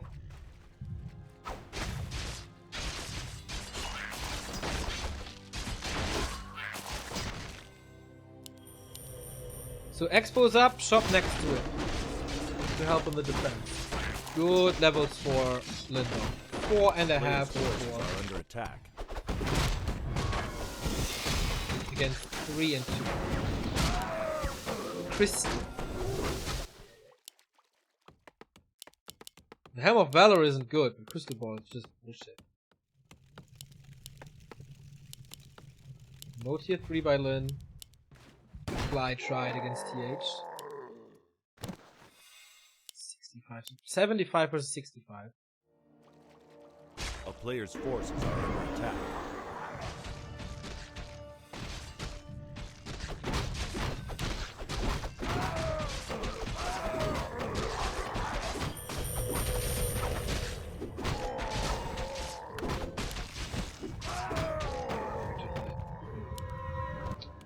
Okay, Sok, is there any transition? Only rifleman. That's it. It's not super fortified. Lin builds towers to protect him and Wyvern. With all the melee that he has, Wyvern are a good addition. You have to focus them because their damage output is so high. So it buys time for the rest.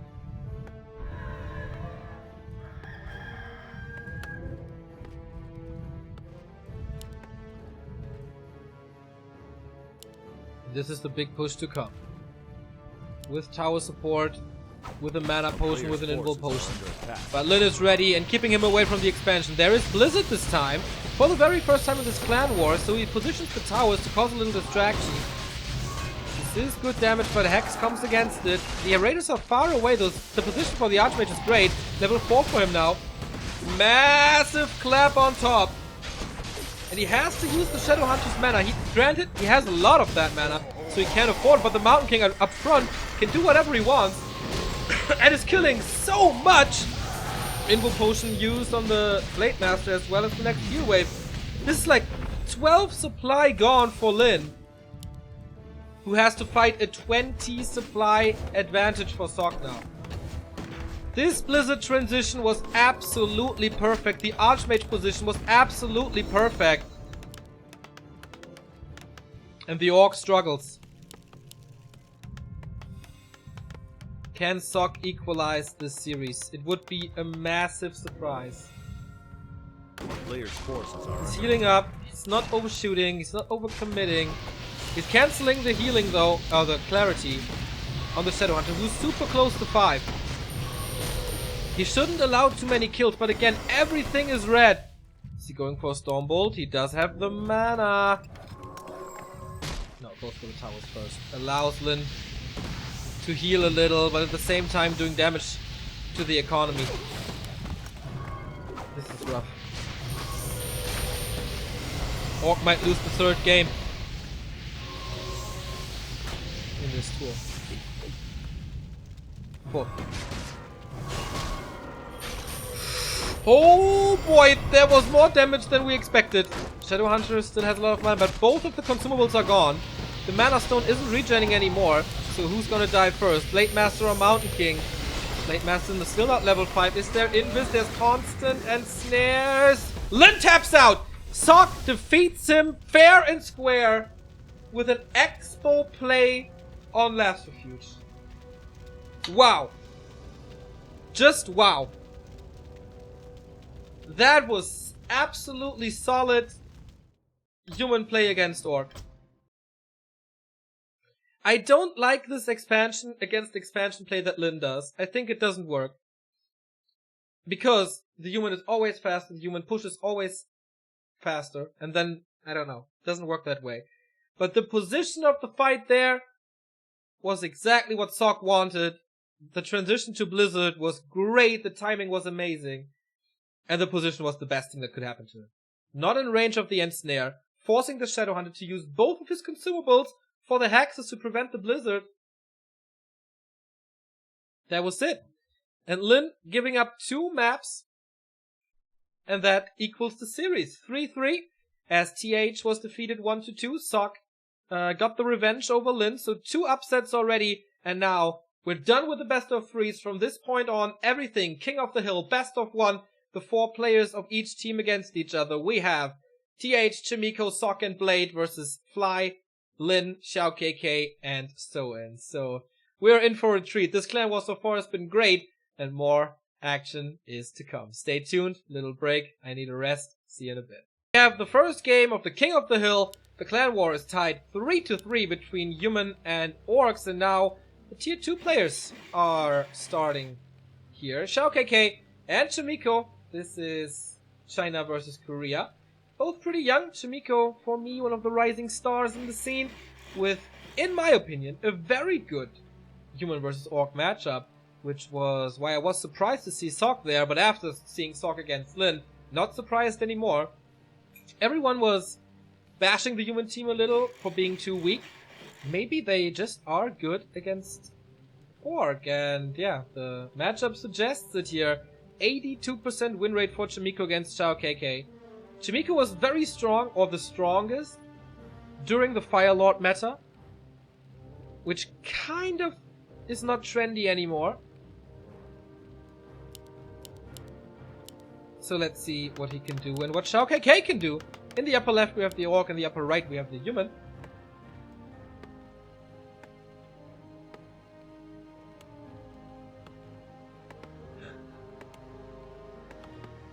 So it's a Blade Master first and a Blood Mage first. Alright!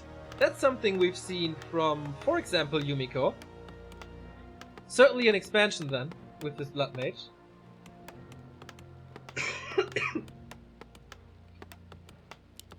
That's gonna be interesting. A great disable against the Blade Master. But you have to have a lot of mana, and you have to keep him safe from the Blade Master's hits, of course. So, this being Echo Isles and this being a Blood Mage, I can only think of an expansion here, which goes a little against what I usually see from Chimiko.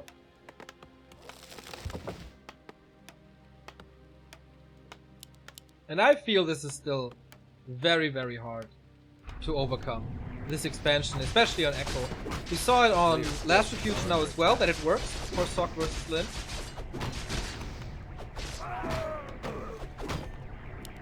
And the Blood Mage starts off well with the Claws of Attack.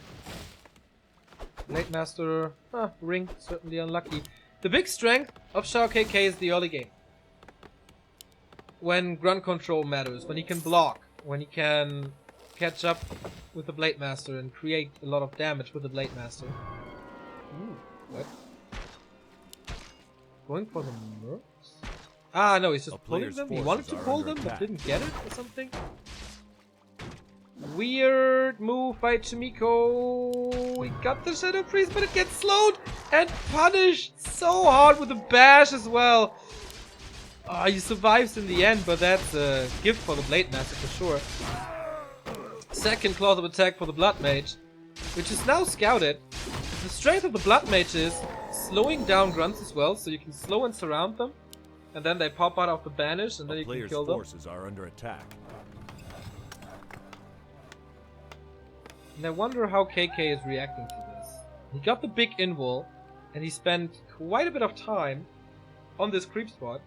The unique creep spot, the only big consumable on this map.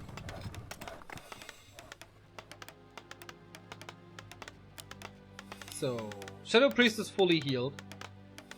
Banish has another nice synergy. If you banish your unit and then heal them, it gets twice the heal. And KK is not aggressive at all. Just creeping a little.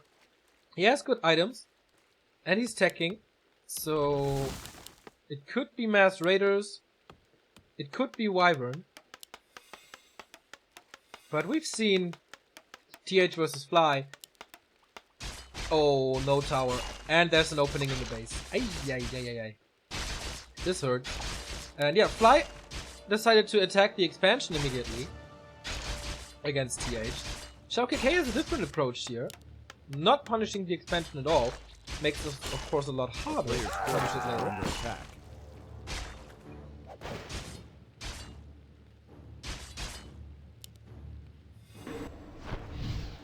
First tower is up, but only an arcane. Footmen are not harassing at all. They're helping in the defense in the main. But that goes into the lumber. And yeah, very interesting position for the lumber mill here. Looks like he lost quite a few workers. Wow, nice micro. Those two are among the best when it comes to surround and blocking. especially in the lower tiers, like not the S tier of Warcraft that we have. So I'm very much looking forward to these skirmishes in the middle of the game.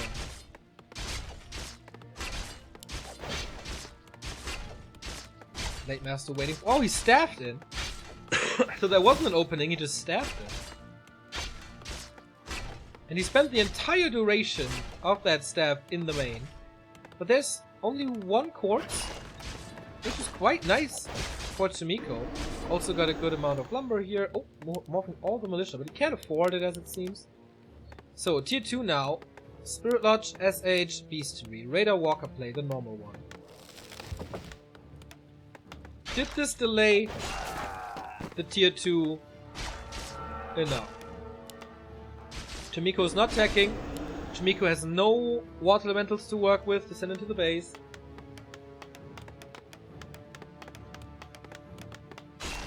Shadow Priest is here now for the heal. Siphon mana. Okay, he can't Windwalk out, but he's just waiting for the staff. Can you... Okay, can you cancel the staff with Banished? Yeah, right? The Invul potion to get more damage. The big Invul has been used.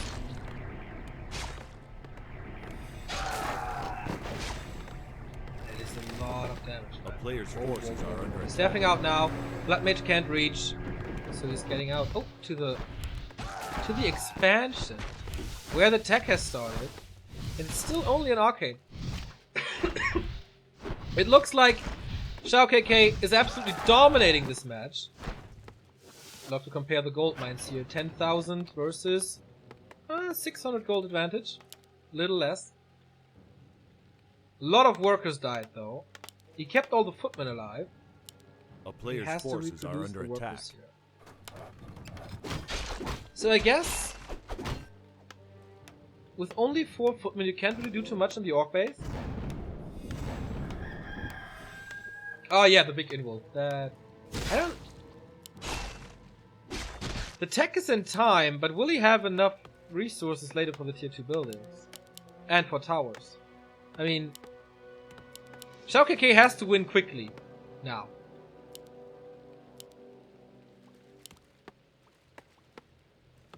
There's not too much lumber here because he invested all into towers, but I think that's worth it. That's absolutely worth it. Nice banish. A player's forces are under attack. These banishes are so annoying. So many hacks used. Like, it doesn't really matter if you use banish because you get the mana back anyway. You even have boots now. That siphon wasn't the greatest. So I don't like Shao KK's approach here.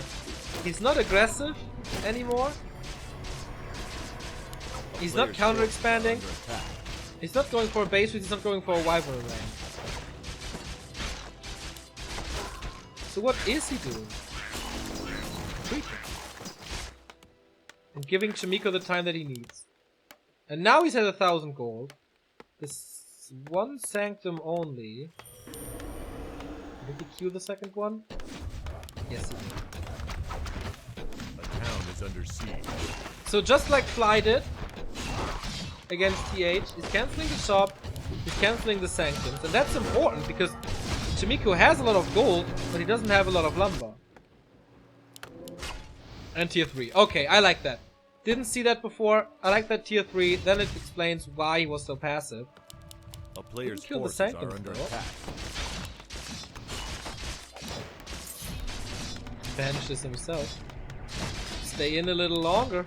And saving himself. KK is supply stuck, but that's okay as long as he attacks. Why is he banishing the blade? Okay. Do not lose HP on the footman.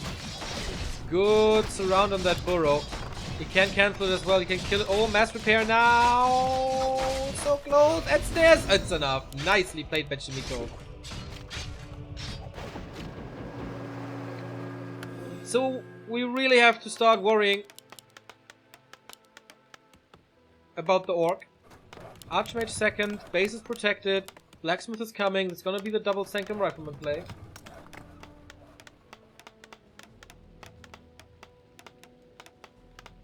player's forces are under attack.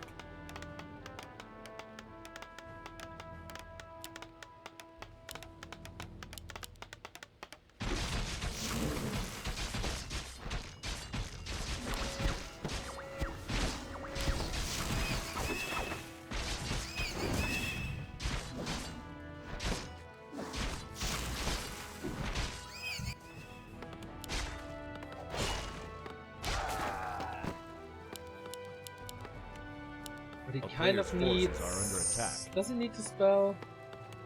Not really. So the upgrades are not really important. Oh, early Blizzard! Not going for water elementals, just Blizzard.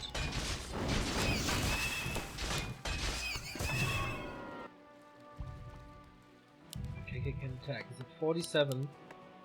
He absolutely needs to counter expand.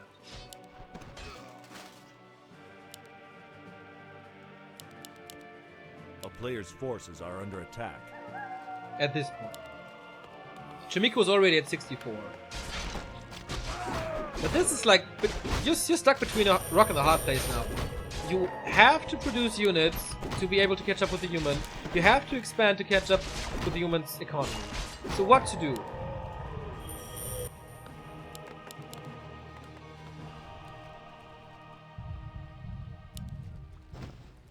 I don't know. I really don't Player's know. forces are under attack. 3-3 though. Against 3-2. Too much experience here. Getting closer to 3-3. It's only 2 breakers. There's not much damage in this army. But he can disable the Blade Master for the longest time, so it's gonna be lacking damage on that side as well. Ooh, sweet A player's reinforcements. forces are under Doesn't attack. see it.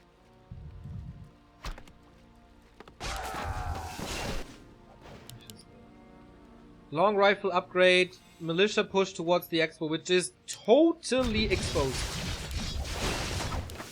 There is a TP on the Shadow Hunter.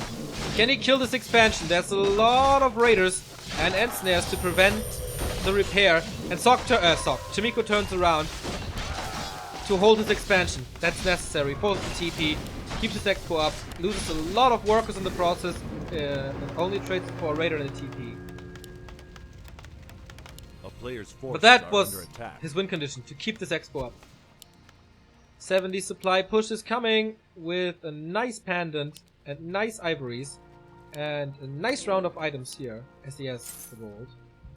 KK is just doing the same thing again. Knows that he has to break it soon.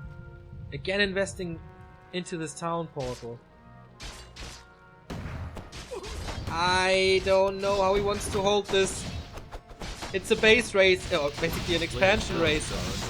Repair is basically impossible against Blizzard because the peons, as you see, suffer as well. On the other side, you see kind of the same. So KK has no pillage and suffers a little from the towers.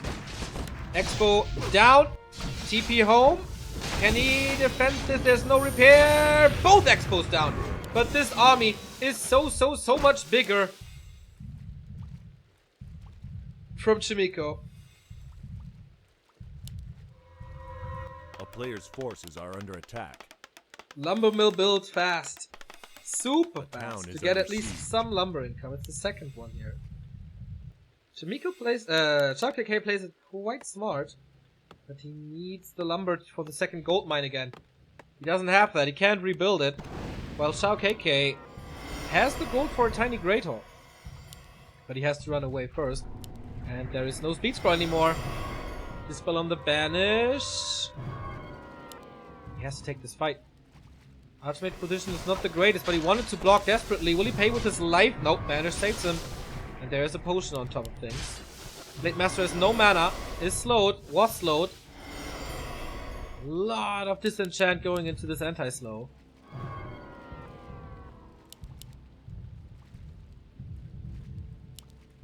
$20 supply more. On paper, Shao KK has no chance. Can he run away from the A fight player's forces until he are under caught attack. up? So many lumber workers here. Holy shit.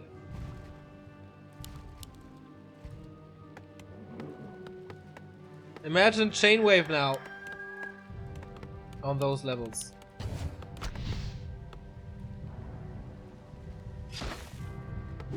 Shimiko doesn't have a tech anymore.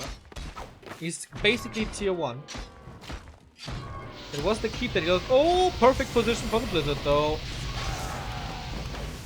Runs away. I'm not 100% sure, but you still can go for all the casters, right?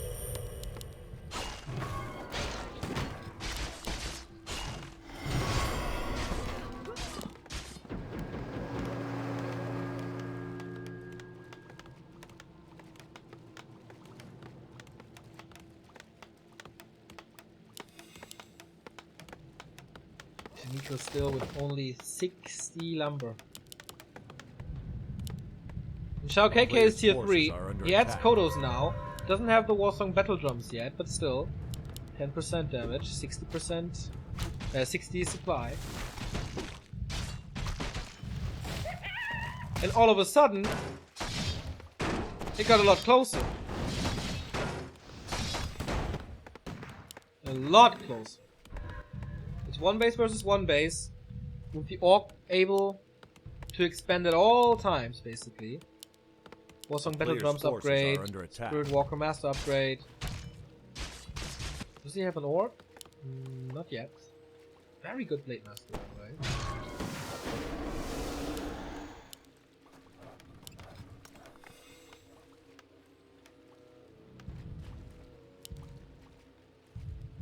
SH. No upgrades on the units.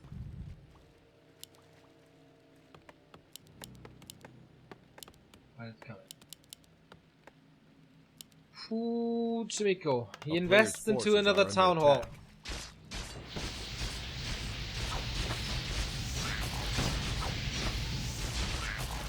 Is KK going for tiny great hall as well? Chimiko expects it, but there's nothing here.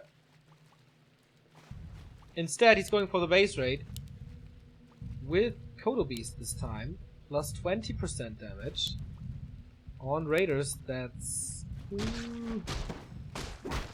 4. Player's force is under attack. That's 5.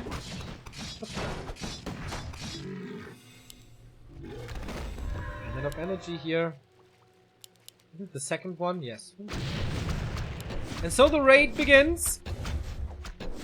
Would love to have a heal wave here.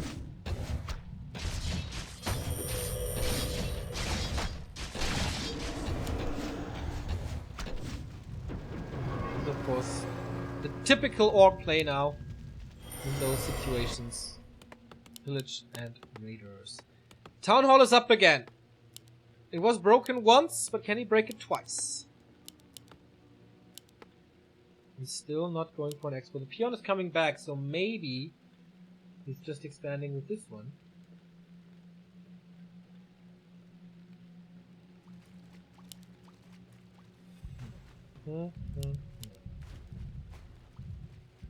I don't know who really has an edge.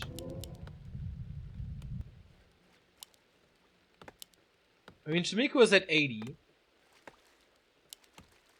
But Blizzard is still rocking. Blood Mage is always good to disable. So the Blade Master won't have a player's big forces are under attack. Because he's constantly being banished. But we do have Master Walker, so he can dispel against the banished. And no, it's not the peon, it's another tiny Great Hall. Shimiko is getting ready for the fight. Invol, Heal Scroll, another Invol. He's ready for the hero focus, that's for sure. Would love to see a catapult or something, if he can protect it. Another heal scroll as well. So double items versus double heal scrolls. That's a lot of heal scrolls in this fight. No Spirit Link on the Raiders yet. How many breakers do we have? Only 2, right? So Spirit Link will be up.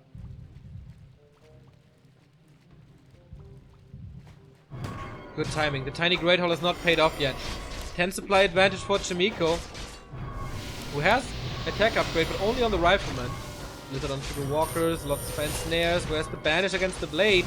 There we go, haven't seen it yet. And the Blizzard on top for extra damage. I like that the footmen are storming into the raiders, dealing tremendous damage.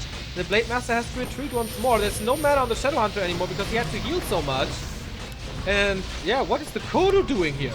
Completely out of position. He keeps the aura up though, but I don't know if that's looking too well. One heal scroll has been invested for Chimiko already, and the Blizzard is just peeling the skin of his body, slowly but steady. And Chimiko is still at 60. Good damage with everything, and everything is calling for Shao KK. This is 9 supply gone in an instant, and Chimiko wins. Despite a good harass, despite a delayed tech, despite a cancelled expansion, Shao KK didn't put on enough pressure. Once again, he allowed him to get back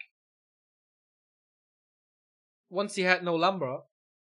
If he doesn't do that, I don't know, but the fight. How can you fight there? I mean, for a Blizzard Archmage, that's the best. He got wrecked in that fight.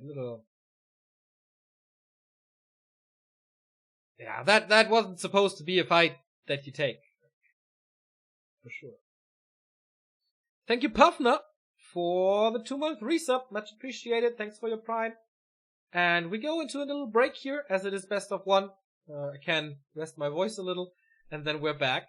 The humans take the lead this time. It's 4-3 for them now. And let's see who the next opponent is. Could be Soin Lin of Blood. Game number 2 in this King of the Hill battle. Chimiko took the win over Shao KK, so he stays alive, and the next challenger awaits. It's his clan buddy, his former flatmate. It's Soin. They know each other inside out, and they meet on Terranas stand. It's of course Korea versus Korea, both relatively young for the Warcraft scene, and yeah, both around 50% against each other. Soin, in general, not that great against human as it seems here with only 42%, but he faces TH and Infi a lot, so maybe that is a little screwed here. On the other side, Chimiko faces Lin and Fly a lot, so maybe it is. In game we go. Soin kind of has to make up for the mistakes that Shao KK did, as the Orc team, for the very first time, is behind. Is that true? As we have a great coverage here on Liquipedia. Oh no, TH took the first map. So it's the second time they are behind. But yeah, last Playday, the Orcs only lost 1 map today, already 4! Looks like the human team is well prepared for the Orcs, and I pointed it out before, it's not impossible that Chimiko goes for a Mountain King, and here he is! For the very first time, it's an MK first. Soin starts with Raiders, and this is gonna be an interesting match. It's Soin's map choice, so he wanted this map, especially for his tactics that he does, and it's already a 2-burrow no-shop tech. At least, not yet a shop. Oh, there's a shop here, sorry. So it's a very late tech, early harass, sells his TP immediately, gets a circlet for that, and yeah. Does he expect this Mountain King? I mean, if he gets rid of his Storm Bolt early, it looks like he's not going for Clap early, then he can harass him quite well, but of course later on he is a single target machine. He's an AoE machine as long as he has mana, and there's no mana. Oh, he's creeping the mercenary. Whoa, these items. +8 after 2 minutes 40. That's a lot. Are under attack. Like attack speed, armor, damage, everything. And the big potion of invulnerability. His harassment potential is off the charts already. This one here, also good. A little damage, a little mana, invulnerability as well. Looks good so far. And Shimiko, what are you doing? Are you expanding again on Terranor's stand? Doesn't seem like it, but he's continuing to build peasants. Okay. This is weird. It's an expansion play on Terranor's. Soen's tech was late. It was a 3-minute tech. Compared to the 2-minute tech that we see, or the 2-minute 30 tech that we see usually. Windwalk is about to run out. Of course, I would love to wait for the Enforcer, but we really can't. Okay, now we have Clap on level 2. Backstab against the Priest. The healing is gone, but the experience goes towards Shimiko, who's closing in on level 3. The Grunts come in as well with the Shadow Priest. Don't think he got that one. Yeah, I'm going to Shimiko as well. The first worker is dying. So far he got every single creep but lost 2 workers. The Enforcer now Invo Potion! Mountain King gets it as well! But the big one, the Arc of Reincarnation, goes to the Blade Master. If this would have been a Book of the Dead, I think you can call Insta-G. Or a Wind of the Winter, so.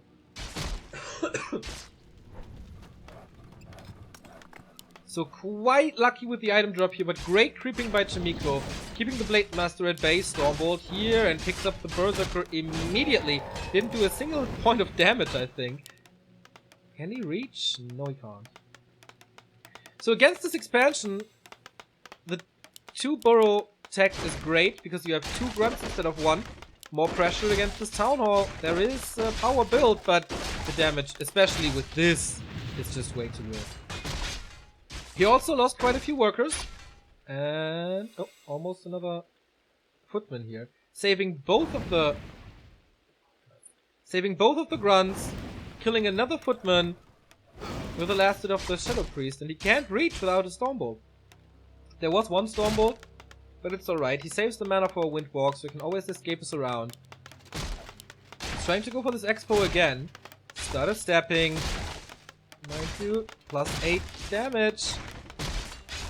Oh, he's losing only a little HP. Here's the Stormbolt.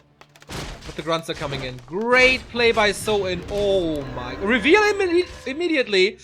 Ay. Things get a lot more dicey here. He can't block, of course, but he can do damage.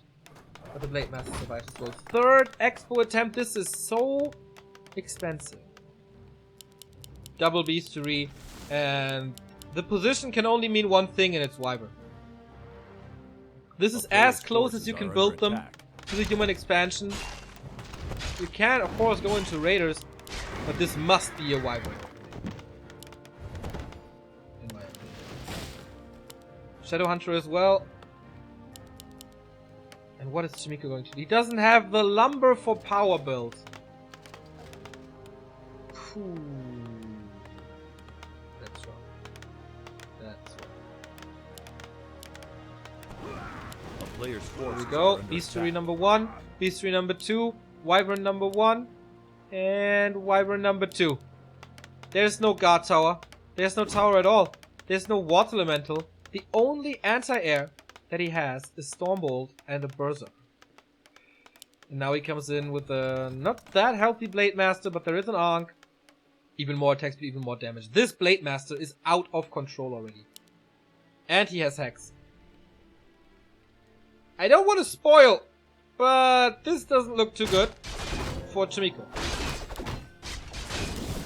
Stormbolt Hex.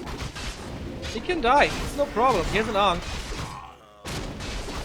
And TP out, and the last anti-air unit is gone.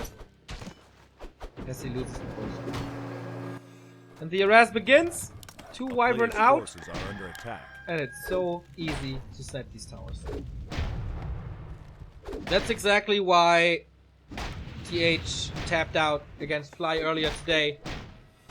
Once there's a good amount of Wyvern, you can't do anything against this. There's no freaking chance. He's trying with Militia and more mercenary support. Stormbolt against the Blade Master again from that bay, but as soon as the anti-air is gone, what is he supposed to do? Let's just go into the hero over here. Who has good mana, so that does help. Under attack. Blocking himself a little, gets in front, gets the backstab. Can he outrun him?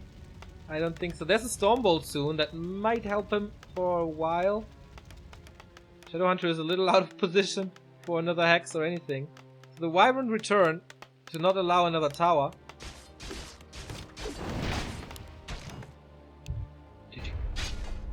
Whoa! This Wyvern player was waiting for it the entire clan war. That was such a one-sided game. Just outsmarted here. It was a build auto win by Soen, and he defeats him in 8 minutes. It all began with a tech choice of Soen. Going double grunt against Mountain King Expo on this map. So hard to do. And even though the tech wasn't super fast by Soen, he put on the pressure on the expansion as he needed. And yeah. That was it. 4-4. The two teams go toe-to-toe, and this King of the Hill continues. The next challenger for Soen awaits. It could be Sock, Blade, or TH. We expect Blade, I think. But yeah. Little break again. Sorry about that. And then we're back with the next game here. Who's taking the lead? Orc? Human? Soen? We'll see. See you in a bit. This is the next game that we have. Soen defeated Shimiko, equalizing the series once again to 4-4. And now it's Blade's time. The human player from Moldova, who has some issues joining the game at the moment. But we have seen this before. Usually Soen is a little late. Now it's late. I hope that doesn't tell us anything about the connection that he has. Maybe it's just a join bug. There he is! So the game can start, and we have our two players here. Moldova versus South Korea. Those statistics seem to be a little off, as Warcraft3.info provides us with different statistics. It's been more than a year that these two players have met in a competition. Last time they met was in Holtz Cup. You remember that? Soen won that 1-0. But they also met in Jera Cup 121. Yeah, those were the days of Jera Cup, where Blade took the quarterfinal 2-0. So, yeah, what does it say though? Not too much. It's more than a year ago. Soen, I think, was at around the same level, but playing a little differently, finding his playstyle a little more since then. And Blade got a lot better. He's standing at 62% win rate versus Orc, and this against Undead, he didn't show his best, I feel, but against Orc, he really should. Last refuge it is. Soen in the bottom left of this map, Blade in the upper right. And is it a Mountain King? Is it a Blood Mage? Is it an Archmage? I would be very surprised to see anything else but an Archmage. I can see Soen with a Farseer. Archmage here. Blade Master there. No big surprise from the Orc side of things.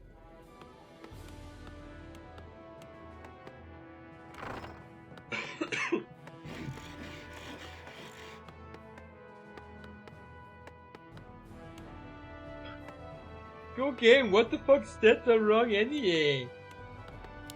Where's your mana, man? Where's your mana? So this time, it's a 1-burrow tech with a shop, so a little faster than before. Suggests that he's not going Wyvern this time, but playing this a little more normal. So, as always, creeping this Archmage to level 3 here is hard, because the Blade Master will harass you, most likely. Going for an item here, maybe going for an item here, and then rush over, and then harass you and attack you. Especially if one of those, like, if the Blade Master gets boots and the Archmage doesn't, it's basically impossible.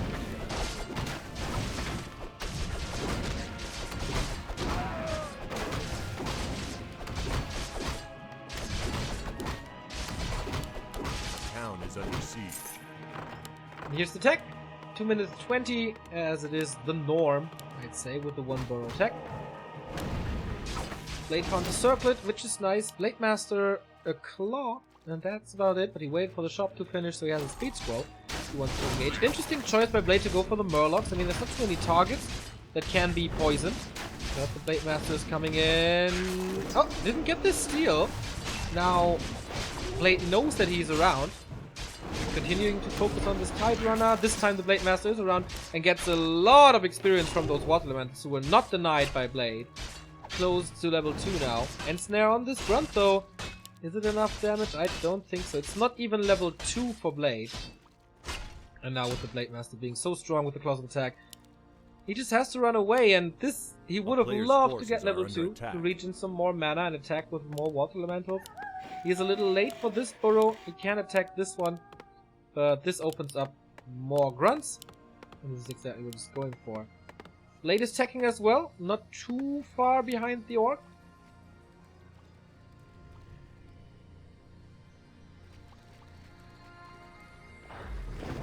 And yeah, of course, Blade has a little ping disadvantage. He's going for the Murlocs again. I wonder why. It's not too much to get there. We get the tier 1 permanent item, but everything has poison, so you take damage no matter what. I don't really like that one. As it seems he's losing the second Water Elemental. Can he deny it this time? No! Oh, critical strike at the perfect moment. And Soen is off to a good start. Once again. Not as good as it was against Chimiko, but still very decent.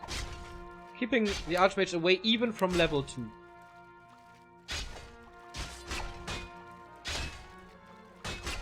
So that shows you the dominance of Soen so far. Tech at 3/4. Tech almost done. And the War Mill. I don't think Blade is in a position to push with towers at all. So why the War Mill? Are under attack.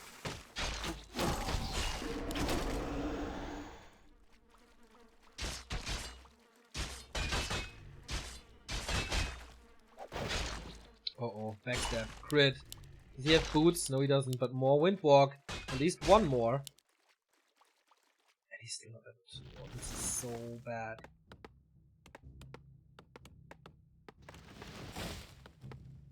Tech is finishing now, but he doesn't even have a shop. I think he's very greedy with Footmen as well, right? Only going like 4.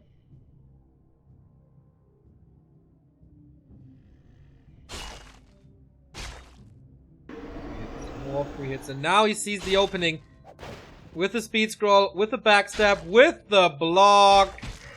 Kills him. Well done. Of course, on level 1 you don't really want to use the town portal, especially if you don't have a shop, but this is a level 2.5 Blade Master. If he was ever afraid of a tower rush to come, then not anymore. It's ridiculous. He creeps at his front door. Blade has shown pretty good results in EWCL, Chinese Clan League, where he plays for Clan Young, I guess.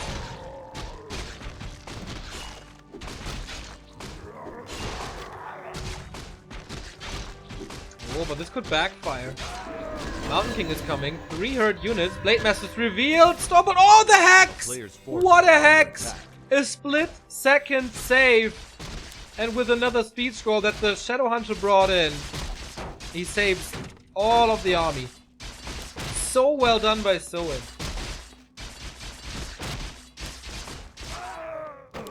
And of course he got the item, right?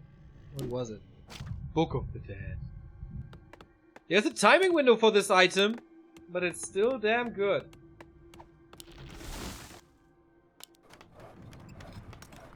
This hex, man. A player's forces saved are him the under game. attack.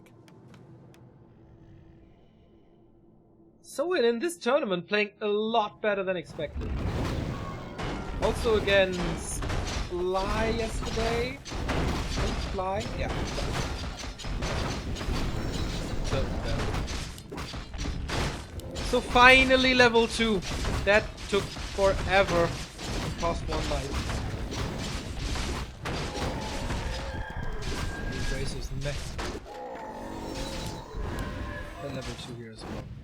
But this is all the time in the world for Soen to prepare. Hoping for a mana stone. Are under attack. Getting raiders, getting all the upgrades, getting even the first attack upgrade. And the Blade Master is just one mission. Summon the dead in the base. Okay, the Sanctums are up. There we go. 8 summons and no Arcane Tower. As it oftentimes is the case with Blade. He skips that one. And this is 2 dead peasants. Militia are called already. Blade Master, yes, slow, but he has Windwalk, whatever. This is so much damage. A town is under siege. Forces him back. Prevents level 3, buying so much time for the Shadowhunter in the south of the map. It is a little experience for the Archmage, which might help to get level 3, but there's no Dispel yet. A nice movement by Soin, so he kills more and more. We saw 2 corpses, we will see a 3rd one if he micros this correctly. Yep, there it is. Oh man. Blade Master is around, most likely getting the invul, or... yeah, looks like it. And Soin is just waiting for the attack. Creeps did some damage. Oh, prevents the backstab here. More kills, more damage. More agility, plus 2 damage here for the blade. Kodo Beast is there as well. That blade is in a 51 supply. You really don't want that as well, so economically he's behind too. A player's forces are under attack. This is still there.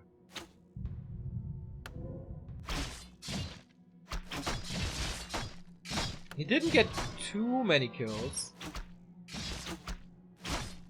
but a lot of militia time. Oh yeah. And now he's pushing into the base. More peasants die. Oh, another Book of the Dead. Yep, that is 16 skeletons, everybody. That blade has to fight against without Dispel. He's using a clap against it. Yeah, I mean, he's calling to arms to help as good as he can. Finally level 3 on the Archmage, but he just gets rid of everything so quickly. And I think it doesn't really matter. Level 4 Blade Master here as well. With the shop in the back now. There is another mana potion. Good pickups with the end snare. Kodo has eaten. Nice thunderclap though. Where's the heal? Doesn't want to use the potion, and it seems uses the scroll of healing. And the next spirit link. Now he consumes potion, I guess. So it is losing some units here and there. So much clap. And that helps him to hold this for a minute or 2. No more heal wave after the next one. Soin is dropping deeply in supply, actually. Kind of needs the hero kill. There is no mana anymore. Nice block from the grunt to sacrifice his life for this. Lol, blade is kind of back. Now the shop is up though in a second. He needs to hang around. But he doesn't. Blade fights him back, like what? Soin too greedy. Can he reach? Invis on the mouth, king. Speed scroll to save, slow against it, doesn't work. Kodo is still up. Another clap, another kill. Not focusing right. There we go. Nope, block. Nice block by the walk. Pays with his life again. But man, Soin, you wanted too much. You wanted way too much here. But let's not kid ourselves. The damage was done. He has 1 lumber worker. He can't call militia at all. And Soin kept like 3 units alive for 4. Has 300 gold. We'll go up to 50 soon. And the hero levels, man. 4-4. It was way better for Blade than I expected. Especially against the double Book of the Dead. A player's forces are under attack.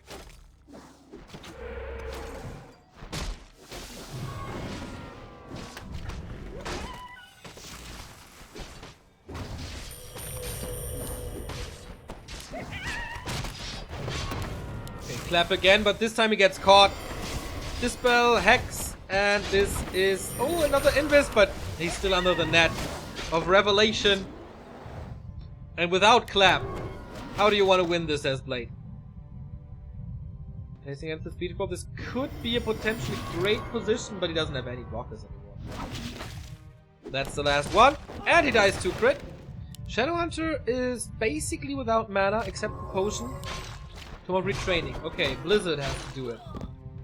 The shop is still up, and that's a huge thing for Soin right now. Go for more clarities. He used one before, but he can go for more. Constant access to potions. And this helps, but there is End Snare. And he's not too far away, so he can reach with the Raiders. But the thing that he gets rid of the shop is big. There is an invul on the Archmage, but he can't reposition at all. He's surrounded with his own units. Invis dispelled.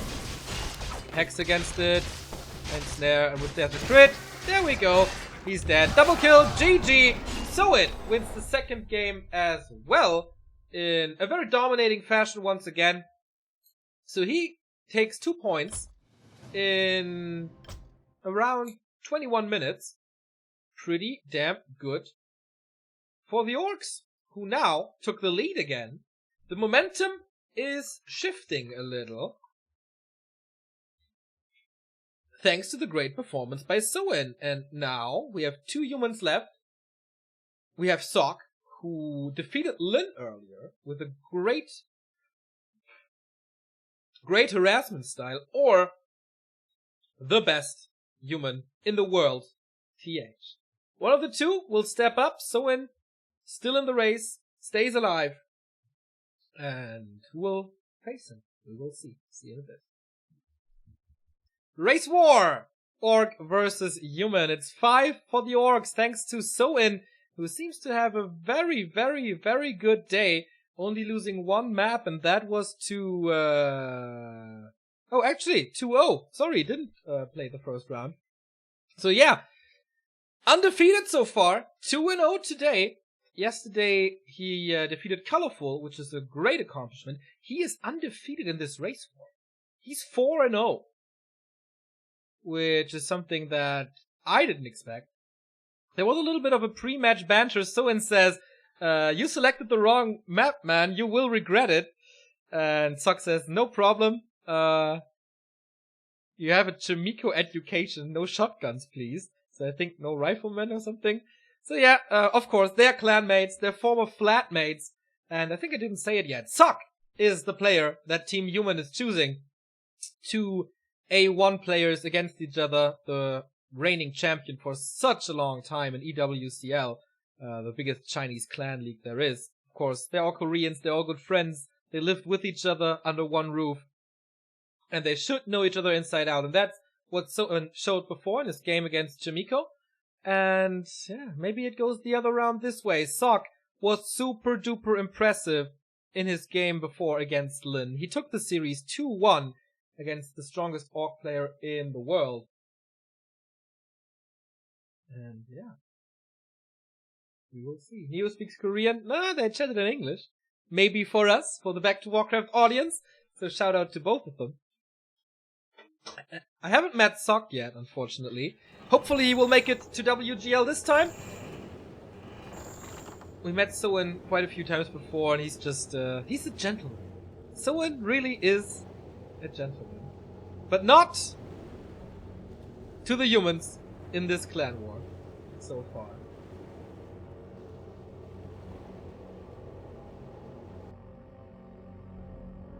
Here we go. Turtle Rocket is close position or not? No. Here we have the 2 players, as I said, both from Korea, both the same age, and actually they have a 50-50 win rate against each other. Could it be any closer? I don't think so. It comes down to who knows the other better, who has a build order prepared for what's to come. Will Soin lose the first map in this race war, or will his dominance continue and he will face TH later in this clan war? Soin starting in the upper right with the 11 o'clock position, 4 o'clock for Sock.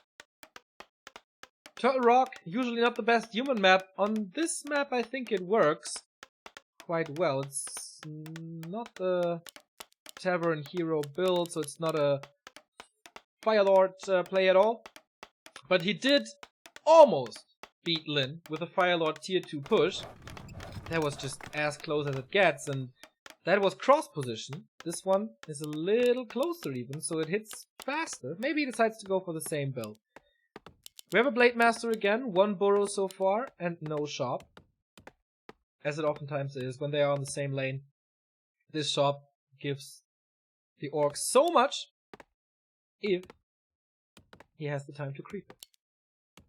That's a big if though. How aggressive is Sock gonna be? Oh, so an interesting position for this shop. This is where Lin positioned his shop as well in the second approach, like here. So it's a little mirrored to what Lin did later.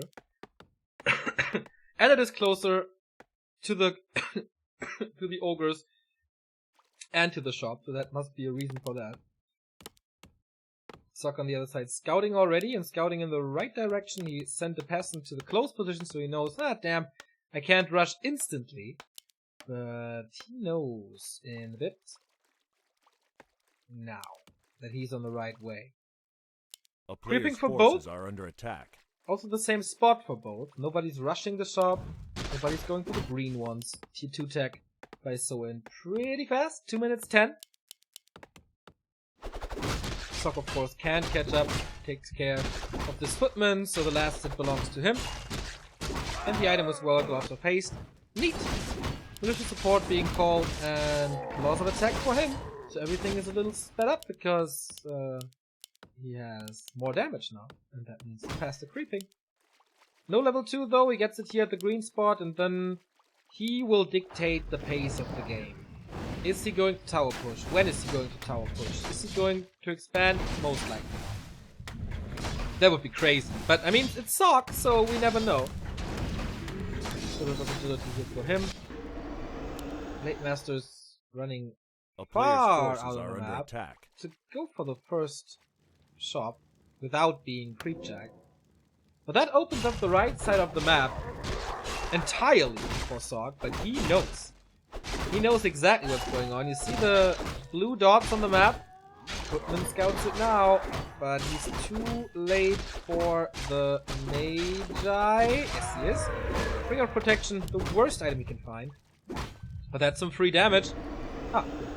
Since I didn't buy the dust, can be revealed in a bit. 60% tech compared to... Oh, he's far ahead. But it is a lumber mill again, suggesting another tower push. A player's forces are under attack by Sock. But what did he accomplish? He ran over the entire map, didn't get any experience, didn't get any items, and the Blade Master is limping himself. Uses another heal self, and he will be fine in no time. And he's so far away from level 3. I like this little attack here, sending 4 footmen into the base to kill the shop. If that succeeds, the chances for a tower push are way higher. Ooh, bad timing for this turtle. He needs the experience. There's no reveal. And that's a guaranteed kill for Soin, I guess. Oh! Archmage got it! And the item went to the Blade Master. Alright, so he gets level 2 with the Water Elemental. No! Sweet deny by Sock. Really well done. And the shop is gone. He has to rebuild it. A player's forces the gold are under attack. that he invested here can't be spent in the bestiary. And I think Soin is in a world of trouble. Didn't use the heal self before going into Wind Warp. So he will stay like at around 150 HP for quite some time, or revealing himself. Okay, get the backstab kill here, that's level 2, and then he will heal up. A player's forces are under attack. Did he lose the grunt here? I don't think so. Oh, maybe? I think, yeah, could be. And if he gets this, he's level 3. Tier 2 tech has started. Arcane Sanctum, but it's a mount. So no Tower Push. He's kind of tricking. Last hit by Sok here, by the way. One more kill is the level 3. Gets it. Sok is playing tremendously well today. Even though he's losing 2 footmen here, that's alright. In a trade for a level 3. Did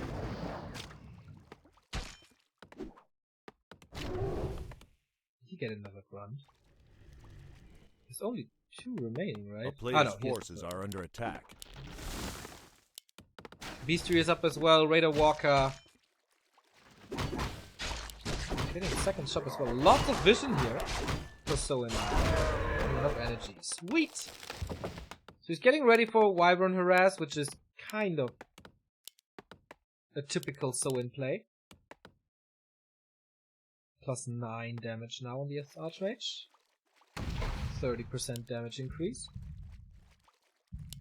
And so-in needs to find levels. Player's forces are under attack. But how?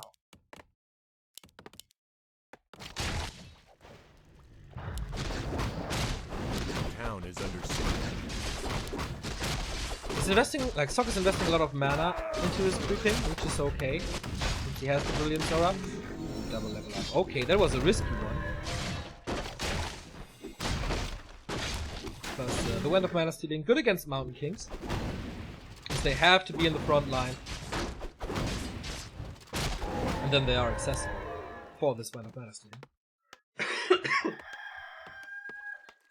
He's calling Militia for the Turtle Creep. Speeding things up, as so-in is finding experience with the red spot. So far, so good. Warmill is coming as well.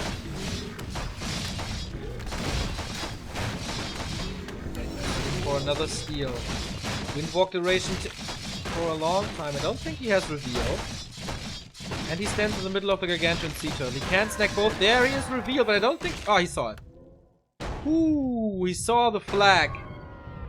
And so he's not going for the kill. Gets it in a big mana potion as well. That was great play by so-in. He knew he had another Windwalk, so he can escape, or can he? Another Stormbolt duration is running out, but the Speed Scroll saves him while he's creeping with the Shadow Hunter simultaneously. Holy shit. Look at this inventory. Sobi Mask for mana regeneration, Pendant of Energy for mana capacity, and the Blade Master has a potion of greater mana. That's gonna be a player's forces are under attack. Hex, Hex, Hex, and heal wave, heal wave, heal wave.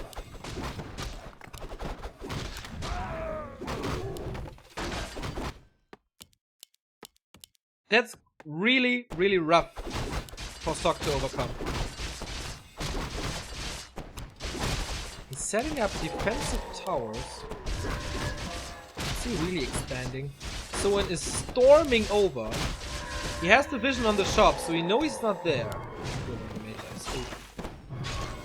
And this is resulting in a town, or should be resulting in a town portal, as the rest of the army is coming, but the Congo line, he's picking up units here and losing 2 of them in the beginning of the fight. Sorcerer's almost out, almost thrown on this raider, but he escapes for now. Stormbolt and follow-up, heal wave, and Clap is there as well. Lots of stuff happening all over the place. One breaker dies in the front row, so he can't steal the Spirit Link anymore. Oh, the heal wave, a tiny little bit too late. And now he's hacking and slaying away on the Archmage, and there is no TP possible as the Mighty Axe helps him out. First hero kill. Oh no. A disaster for Sok. He was losing more and more units. This Expo, he can stick it up to the place where the sun doesn't shine. And so-in now absolutely dominating. Big, big, big buyback. Sok down to 38 supply. Still so many good items. The levels are insane. For 10 minutes in. That was just way too many losses. Of course, the immediate result is pillage. And expanding his advantage. Getting a little bit more gold from every attack in a bit. Sok is supply stuck if this farm falls.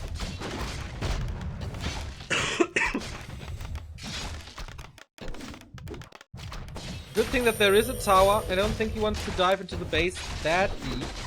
Sound portal in now. He has to retreat. Is there speed scroll? No. Very passive TP. And that's all he has. Mass militia, call to arms, but come on. What does it do? Yeah, clap. He has access to the shop, but it's level 4. And this inventory is still so insane. Heal wave after heal wave after heal wave. He's going for the Mountain King. If he takes this one out, the game should be over. Another end snare. No crit yet. But there it is. And that's GG. Wow. And again, in no time, Soin defeats his human opponent. 3-0 today. 5-0 in race war. Soin is on fire. This creep check, of course, the main reason for this. Sucks at bad game. And Soin said it before the game. Like, this is the wrong map you choose, man. He called it. But yeah, there was vision on both lanes. He scouted a bit, realizing, okay, he's creeping a big spot. And he got punished hard. Super duper hard.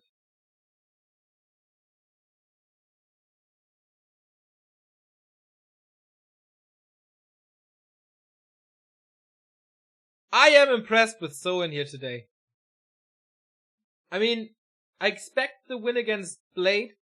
I didn't expect the win against Jamiko. That's kind of 50-50. I thought Sok would win this. Maybe wrong tactic to go for the Mountain King. He killed the shop, so maybe it would have been better to go for the Tower Rush. I don't know, man. It's hard.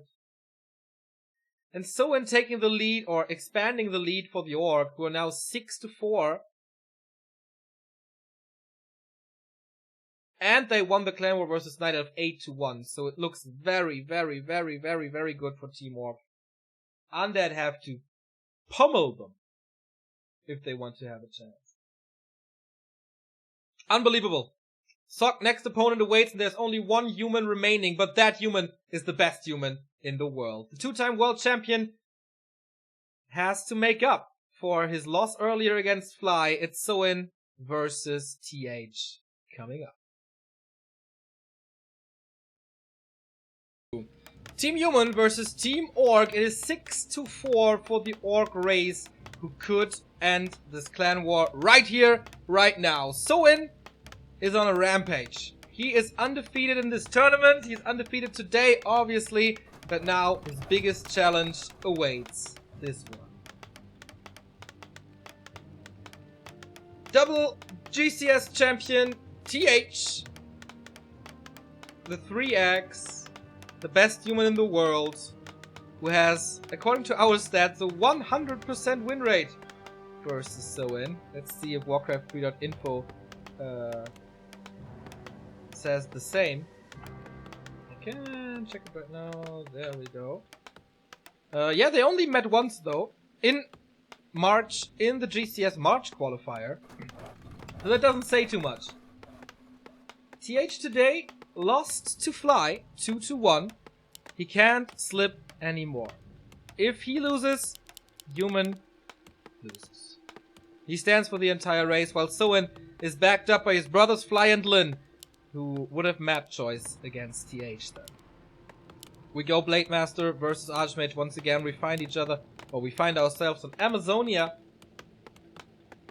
And that would be a miraculous win for Soin if he defeats TH as well. It was kind of the same in the matchup of Human versus Undead, where it was TH carrying this team, but then he was up against Lucifer, losing this one. And then there was no chance for Team Human anymore. Soin in the bottom left with a lightning shield now. Whoa! Okay, that lightning shield was on the rogue. I thought it was on the Blade Master, which makes no sense at all. So yeah, going one burrow shop this time. Mixes it up a little again. TH getting level 2. This is unpreventable. Finding nice items with the Mantle of Intelligence, of course. So, TH, what is your tactics here? Haven't seen you too much against Orc recently. It was against Lin that I've seen. And of course, at GCS, it was TH 3-0ing Lin. But then at Masters Colosseum, Lin got the revenge. So it's basically 50-50. But Soen is no Lin, and he plays differently. How prepared is he? A player's forces are under attack. How well did Lin prepare him for this match? No mass aggression from TH, as Sok would have played it on this map most likely. Oh, and snare.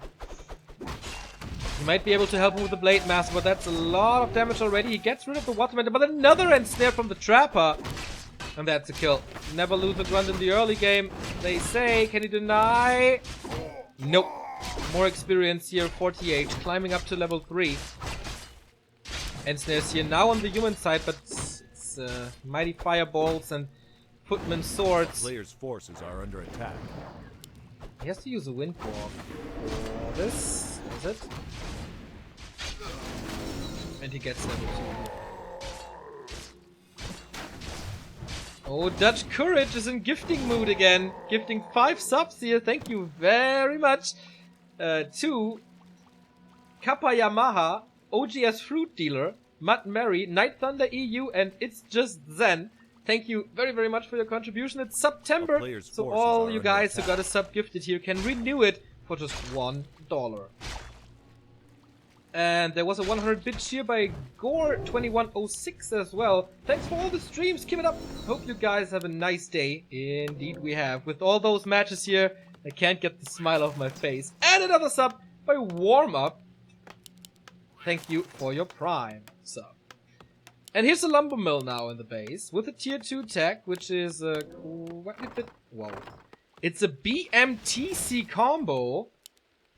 A player's forces are under attack. With the war mill. What? Why this TC? I mean... On Amazonia we see quite a few TCs. But usually with a Fastia. But okay. He must know. Go for the burrows begins, mass repair, Soen is ready, but it's 2 level 2 water elementals and so much damage. How long can he hold on? Not too much longer. And that's a kill. Tavern Hero is the alchemist for more healing, and yeah, this is a great counter pick against this TC with area of effect. But he can get cut into pieces by this Blade Master if he has the time, but no. TH is pushing forward, TC is out, he sees it now. Thank you very much, Mithrandir92. A little Lord of the Rings fan, huh? Thank you very much for your sub, also with Prime. This is TH getting revenge for Blade, Chimiko, and Sok. He is just demolishing, so... Another grunt falls, the burrow is gone. He can still produce, that's how bad it is. Like, he lost the burrow, and he can still produce. That's not the case anymore as he loses the second burrow. No counter aggression at all. And there's still mana for another water elemental. TH with a knife between his teeth, killing every single burrow. Oh, that stomp didn't do well. And he keeps this one up actually. But there's no mining going on at all. No lumber, no gold. It's just mass repair. And he doesn't have the tier 2 buildings at all. There's a town portal so he can get out his boots as well. So he maneuvers this well. This costs him so much, so many resources. And he TP's out easily. Ooh, boy, that hurt. That was a statement push. You don't do your shenanigans against me, my friend. I saw what you did to my team. But not with me. I'm the raid boss. So no TP anymore. But militia coming. We could creep this now, I guess. A player's forces are Or he under just attack. goes for the towers.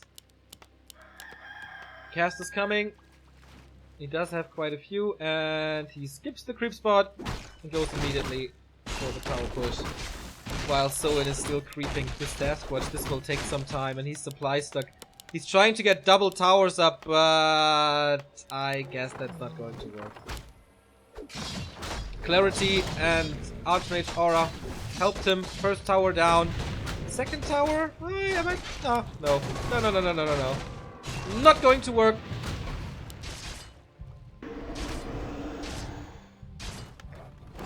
And there's slow.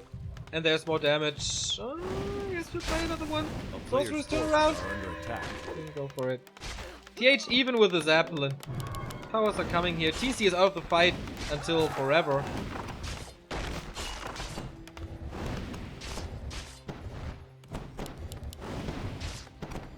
He's trying his best to somehow buy time with towers, with headhunters who are great against towers. Nice movement to keep the alchemist in range.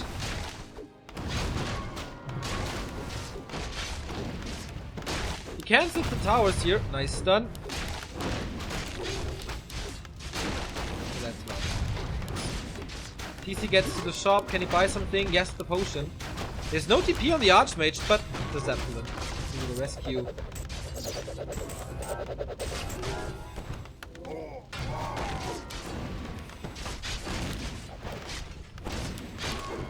Yeah, I think that's it with the potions. He might be one, but so it happens. There's no sense in staying in this game. There was no way out. And TH, he lost to Fly. So I guess he's a little angry. And wants revenge, seeks revenge against the orcs. And man, was that one-sided, man. Found the perfect timing for the troll creep in the bottom right. Got the grunt for free. And from that moment on, there was... I don't want to say there's basically no chance anymore, but... he found the perfect timing for the push into Soin space. Kicked 2 burrows, and then that's it. No chance. So, we are down to TH versus Fly and Lin. Either the Vice World Champion or the dominating orc force in the world. Rematch of GCS. Again, rematch of earlier today. Or the rematch of Masters Coliseum. We go into another small little break, and then we're back here with Human versus Orc. It's 6-5. The Orcs are still leading, but TH seems to be in decent shape. And again, we are back with Human versus Orc. Maybe the final match of the day. It's the 2 team captains. It's the 2 star players facing each other. TH is the last man standing, and he is facing... ultimate weapon of Warcraft 3 in 2018, it's Lin. They faced each other 2 times recently. At GCS it was a 3-0 for TH. At Masters Coliseum though, Lin got his revenge, if I'm not remembering this wrong.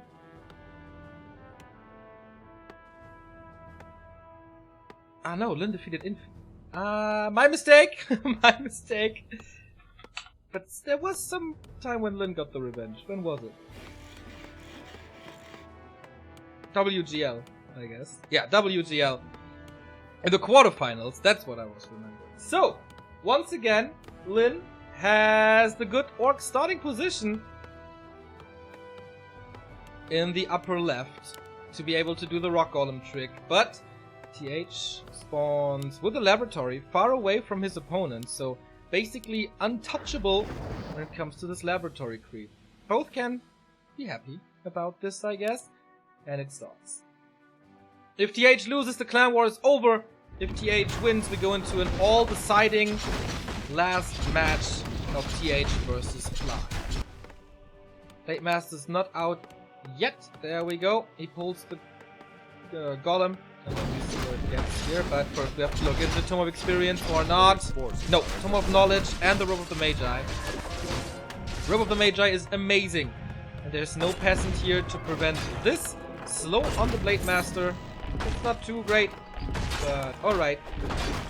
Oh, takes a lot of damage here actually. The creeps want to help their buddy. Still aggroed, but there's no threat. And Lion Horn of Stormwind only. The experience is good. 60% towards level 2, and now he's trying to do some damage. TH, what's your game plan? Twisted for a long time was the human map due to this creep spot and good tower possibilities. Players' forces are under attack. Yeah, you can't punish this if you spend your time creeping. So, Lin with a 2 burrow tech and shop, so very slow. TH on the other side didn't start his creep yet either. He's super low on lumber.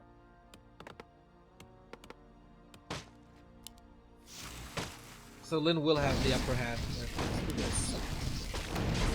Close to level 3 as well. The Blade Master comes in. No reveal here. But also no damaged units, and it seems like TH knows exactly what's up. Good amount of footmen. 1, 2, 3, 4. A lot of peasants here. A player's forces are under attack. And now it should be tech time. There we go. But that is quite late. Even with Lin's late tech, he's investing a lot of HP into this null overseer while the Archmage goes evasion creeping for the little green ones that don't give him too much except experience, like no item. Footmen are scouting, grunts are scouting, both dance a little around each other. No big commitment. Yeah, circle of ability here. Militia creeping here. He wants level 3 so bad, and he's creeping on all different sides of this map. Boots of speed and dust and level 3 cannot be denied anymore. But also the Blade Master is left alone from footmen and water elementals and archmages and can creep this by himself.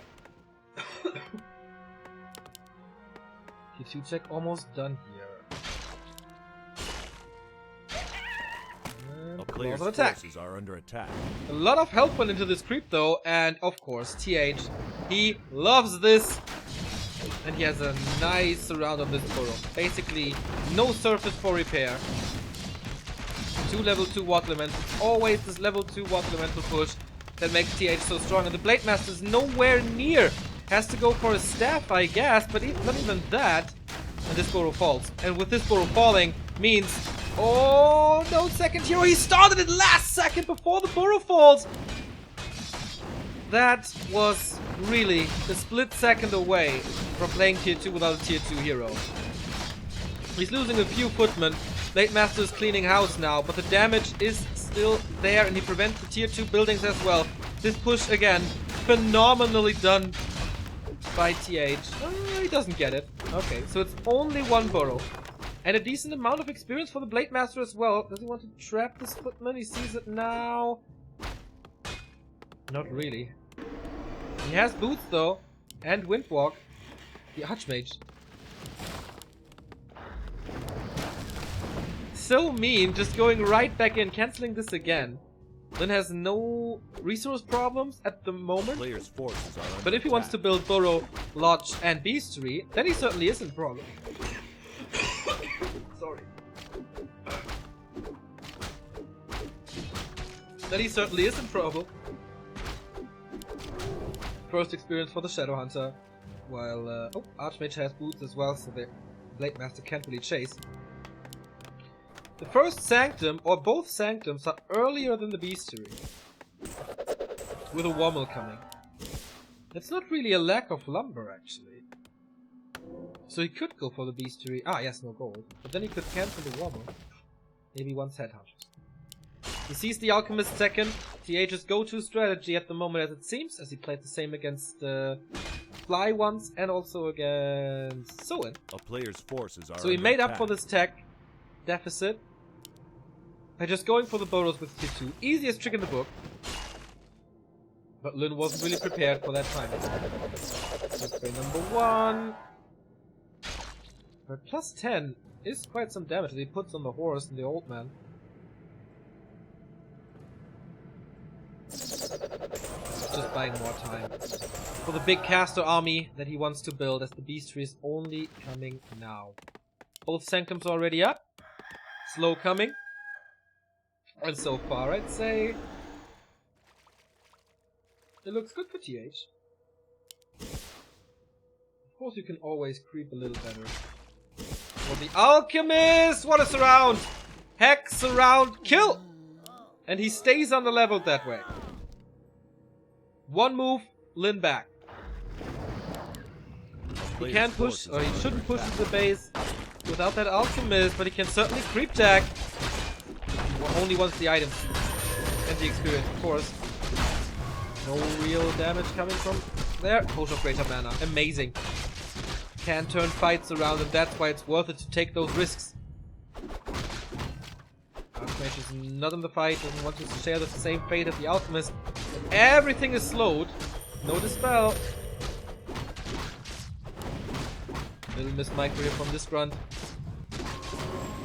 So he will go 6 feet under. And TH is A pushing. player's forces are under attack. 5, 6, 7, 8 militia. He sees himself in a good position.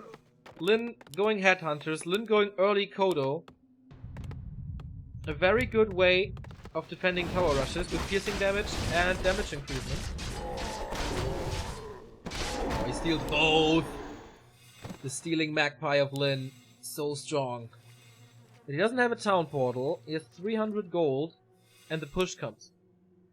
Heal potion, ivories. Again, the life of Team Human is on the line. He cancels the headhunter here. Towers are coming up, and snare only now. But the Shadow Hunter's level 2.5, plus he has this potion. He has a heal scroll as well. Which, with all the Spirit Link, will help. There's no breaker. Can he get enough damage onto the towers? With the Kodo and the Headhunter, certainly. The Master's tanking quite a bit, though. He wants the kills so bad. Losing one grunt against all this magic damage and the piercing damage, of course. Triple Water Elemental. He has to hold on until the duration is over. Then things become a little more easy. It doesn't look that way. Big mana potion already used because he has to heal so much. First tower almost upgraded. Has to cancel. Has to cancel the second one as well. And master spell now against these water elementals. That helps. It doesn't get much better than this fight, ladies and gentlemen. Lin versus TH, gods of their races. Lin was defeated earlier. TH was defeated earlier by Fly and Sock. They want to restore their honor. Mass repair. The Kodo has not eaten yet. Another grunt is about to fall. The Walker's about to fall. But okay, he gets all the towers. But what's left of his army? 35 supply against 46. He's not reproducing anything. The Blade Master is in trouble. Oh, he has to use the potion. There's quite a surround here on the Alchemist, on the Archmage, but the Alchemist heals against it. He went from the Blade as well. He doesn't have a potion anymore, so he has to get out. And how to heal now? There's no potion anymore. And the tower push continues. Pressure intensifies.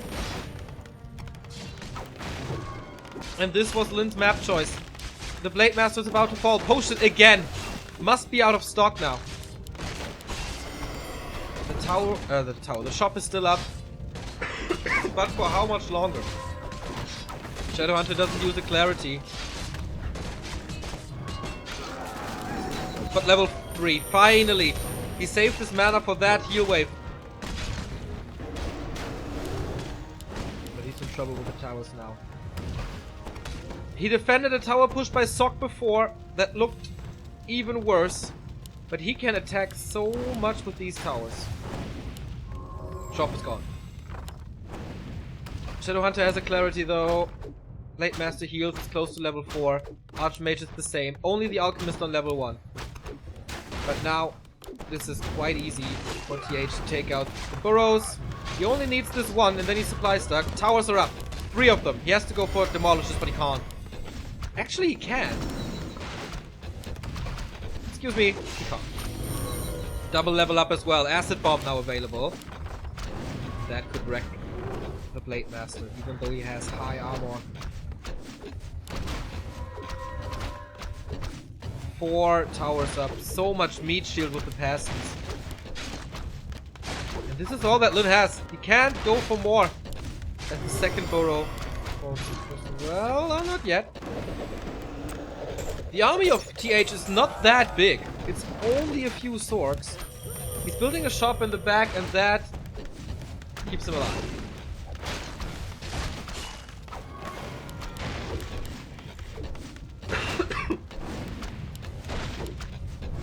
positions of the production buildings. You see it. Great position for the army here. Great position for the tower there. He can't attack them. And he can't build a catapult. He just can't. He's preparing pillage for a potential base race. As this army doesn't do damage against buildings at all once it's out of tower range. These three dead.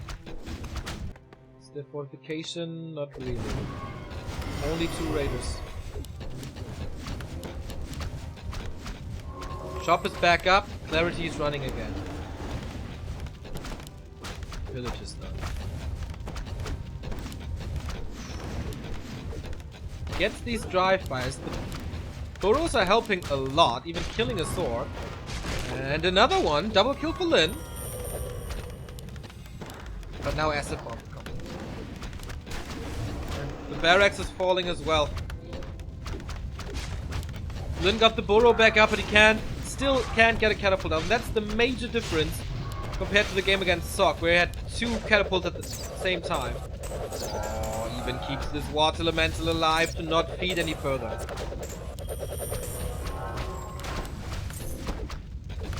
More and more units for TH streaming in, and he kills more and more. There is no production building left for Lin.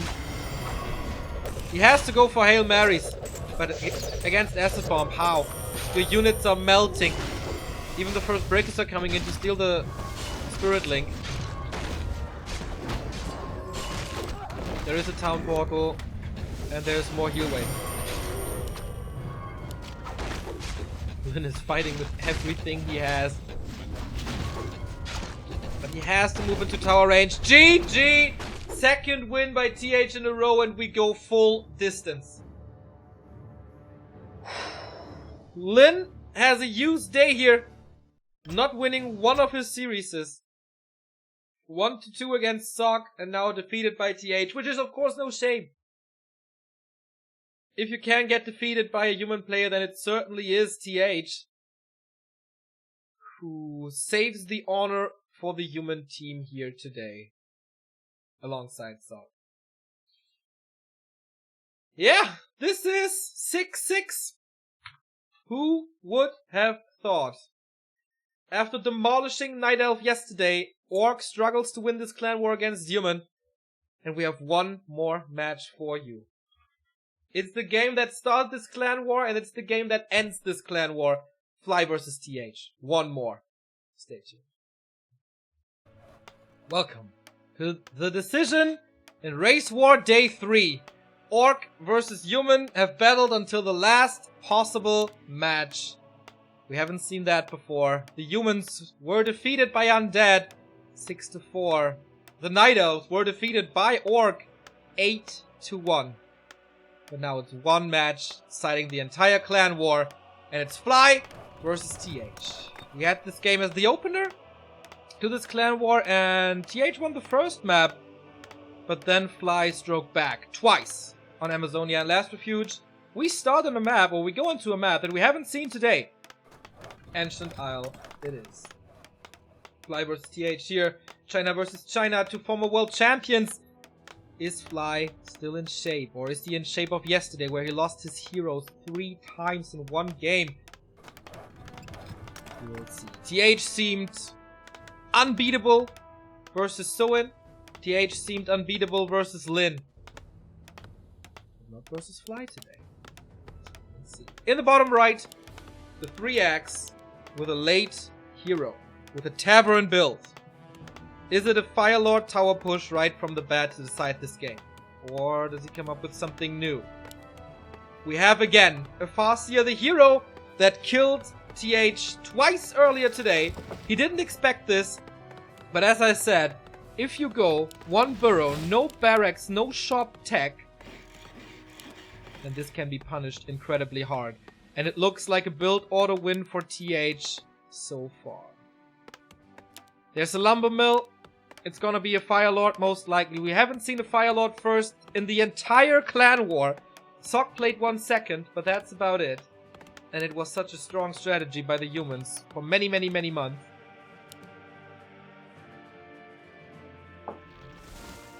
This is gonna be very interesting. How much damage will there be? There's no tower in TH's base. It comes up only now. You see that it's a Beastmaster! No Fire Lord, but Beastmaster push. Will it work better than the Archmage before? Tower is up. Not upgraded yet. Not even starting to upgrade this. The Wolves on Last Refuge did a hell of a damage. Militia instantly against this Farseer, so he is not pushing this base at all. He is only defending, preventing the damage that he took on Last Refuge. These Spirit Wolves don't do too much. They don't get a single kill. The player's forces are under attack. Good reaction by TH.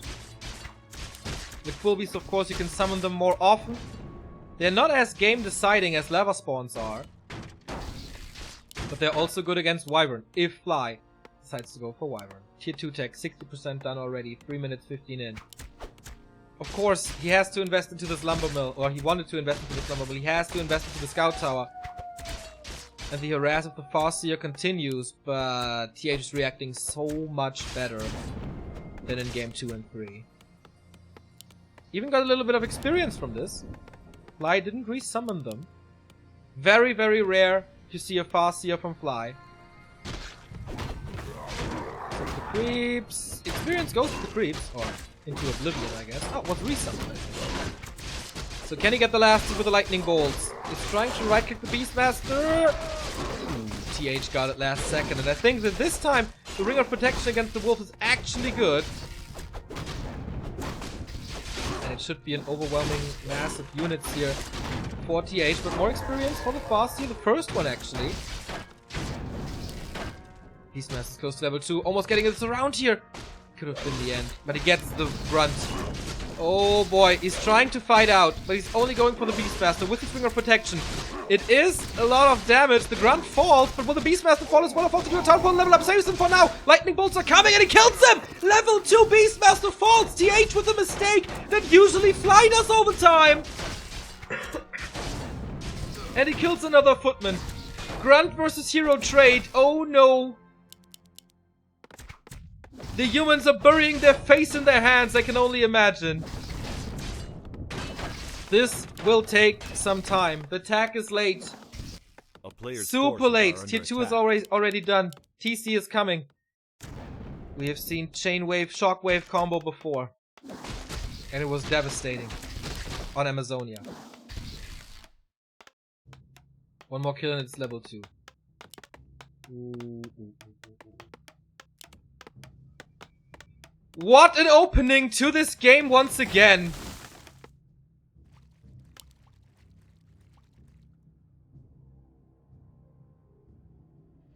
We all thought that Lin would be the end boss. But today, Fly seems to be in GCS shape. Fly seems to be in offline shape. What a change compared to Fly yesterday. He really is this grab bag. You never know what to get with this dude. He's taking his time to creep now, the time that he has. Due to the early tech, due to the hero kill.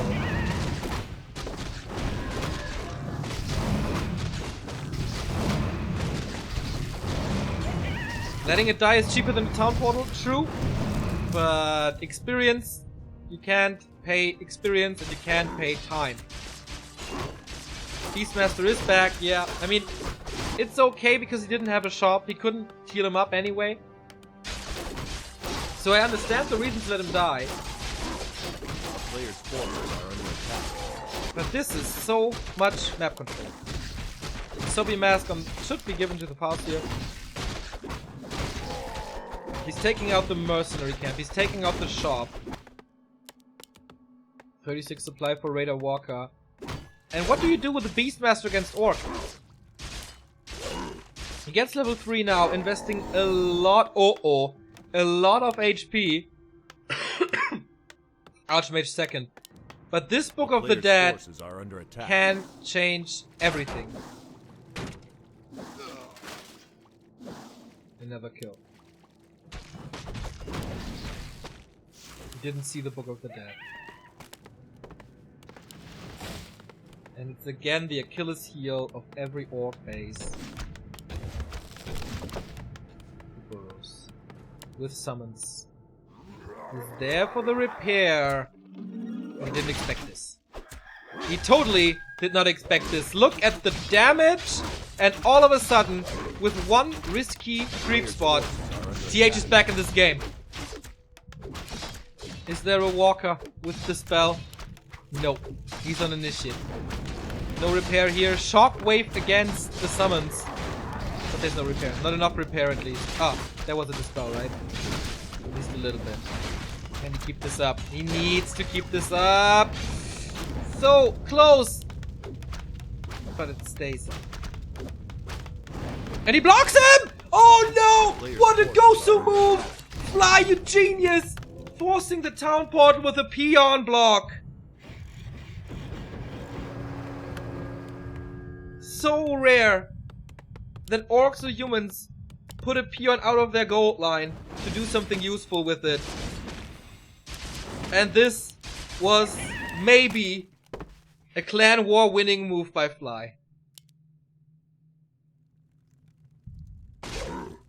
A player's forces are The Book of the Dead helped, certainly. This buys a lot of time. TH is actually ahead in supply now. But the levels, 3-2, 3-3. And here, 3-2. If someone can come back from this, it's TH. But the Beastmaster is certainly not the perfect hero against Orc late game. You miss Clap, you miss Stormbolt, you miss Acid Bomb, you miss Heal Spell. And the Archmage is under-leveled as well. Fly destroyed TH's game plan with Farsi Harass very early on. Shop is gone, no breakers. He gets 2. Shockwave, double kill. He has Chain Lightning as well. Going for the base right away. There's a little Quilbies to Rasp, but that doesn't matter at all. He needs to repair this keep, but there's Ensnare, there's Chain Lightning, and there's Shockwave. Even a mana potion on this. He's going for the Beastmaster again. Speed Scroll. Wow! Chain Wave combo! He had the Info Potion, he had the Heal Scroll, and both is out the window. And the first hero dies for the second time. This is a disaster. The Tauren Chieftain is splitting this earth for the Shockwave over and over again. Level 4. He has one more. Watch out for it. The casters are perfectly lined up. He's just waiting for the cooldown. Or is he going for the Archmage? No, no. He positions himself perfectly. Does a tremendous amount of damage. Finally level 2. Water Elemental. But it's too late. It's all over. And Fly defeats TH 3 times in one day. Oh boy. What a phenomenal performance by Fly. Winning this clan war almost single-handedly. Don't forget the performance of Soin, who got 3 points as well. Fly and Soin, unbelievable. But when did someone defeat TH 3 times in a day? Except maybe 1-0. I don't know. What a game, what a final, what a performance, what a clan war.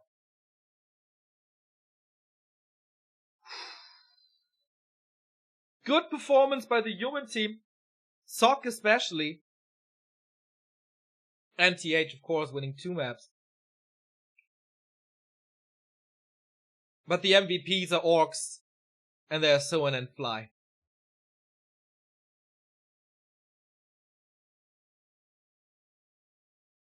Nobody expected Fly to play Farseer.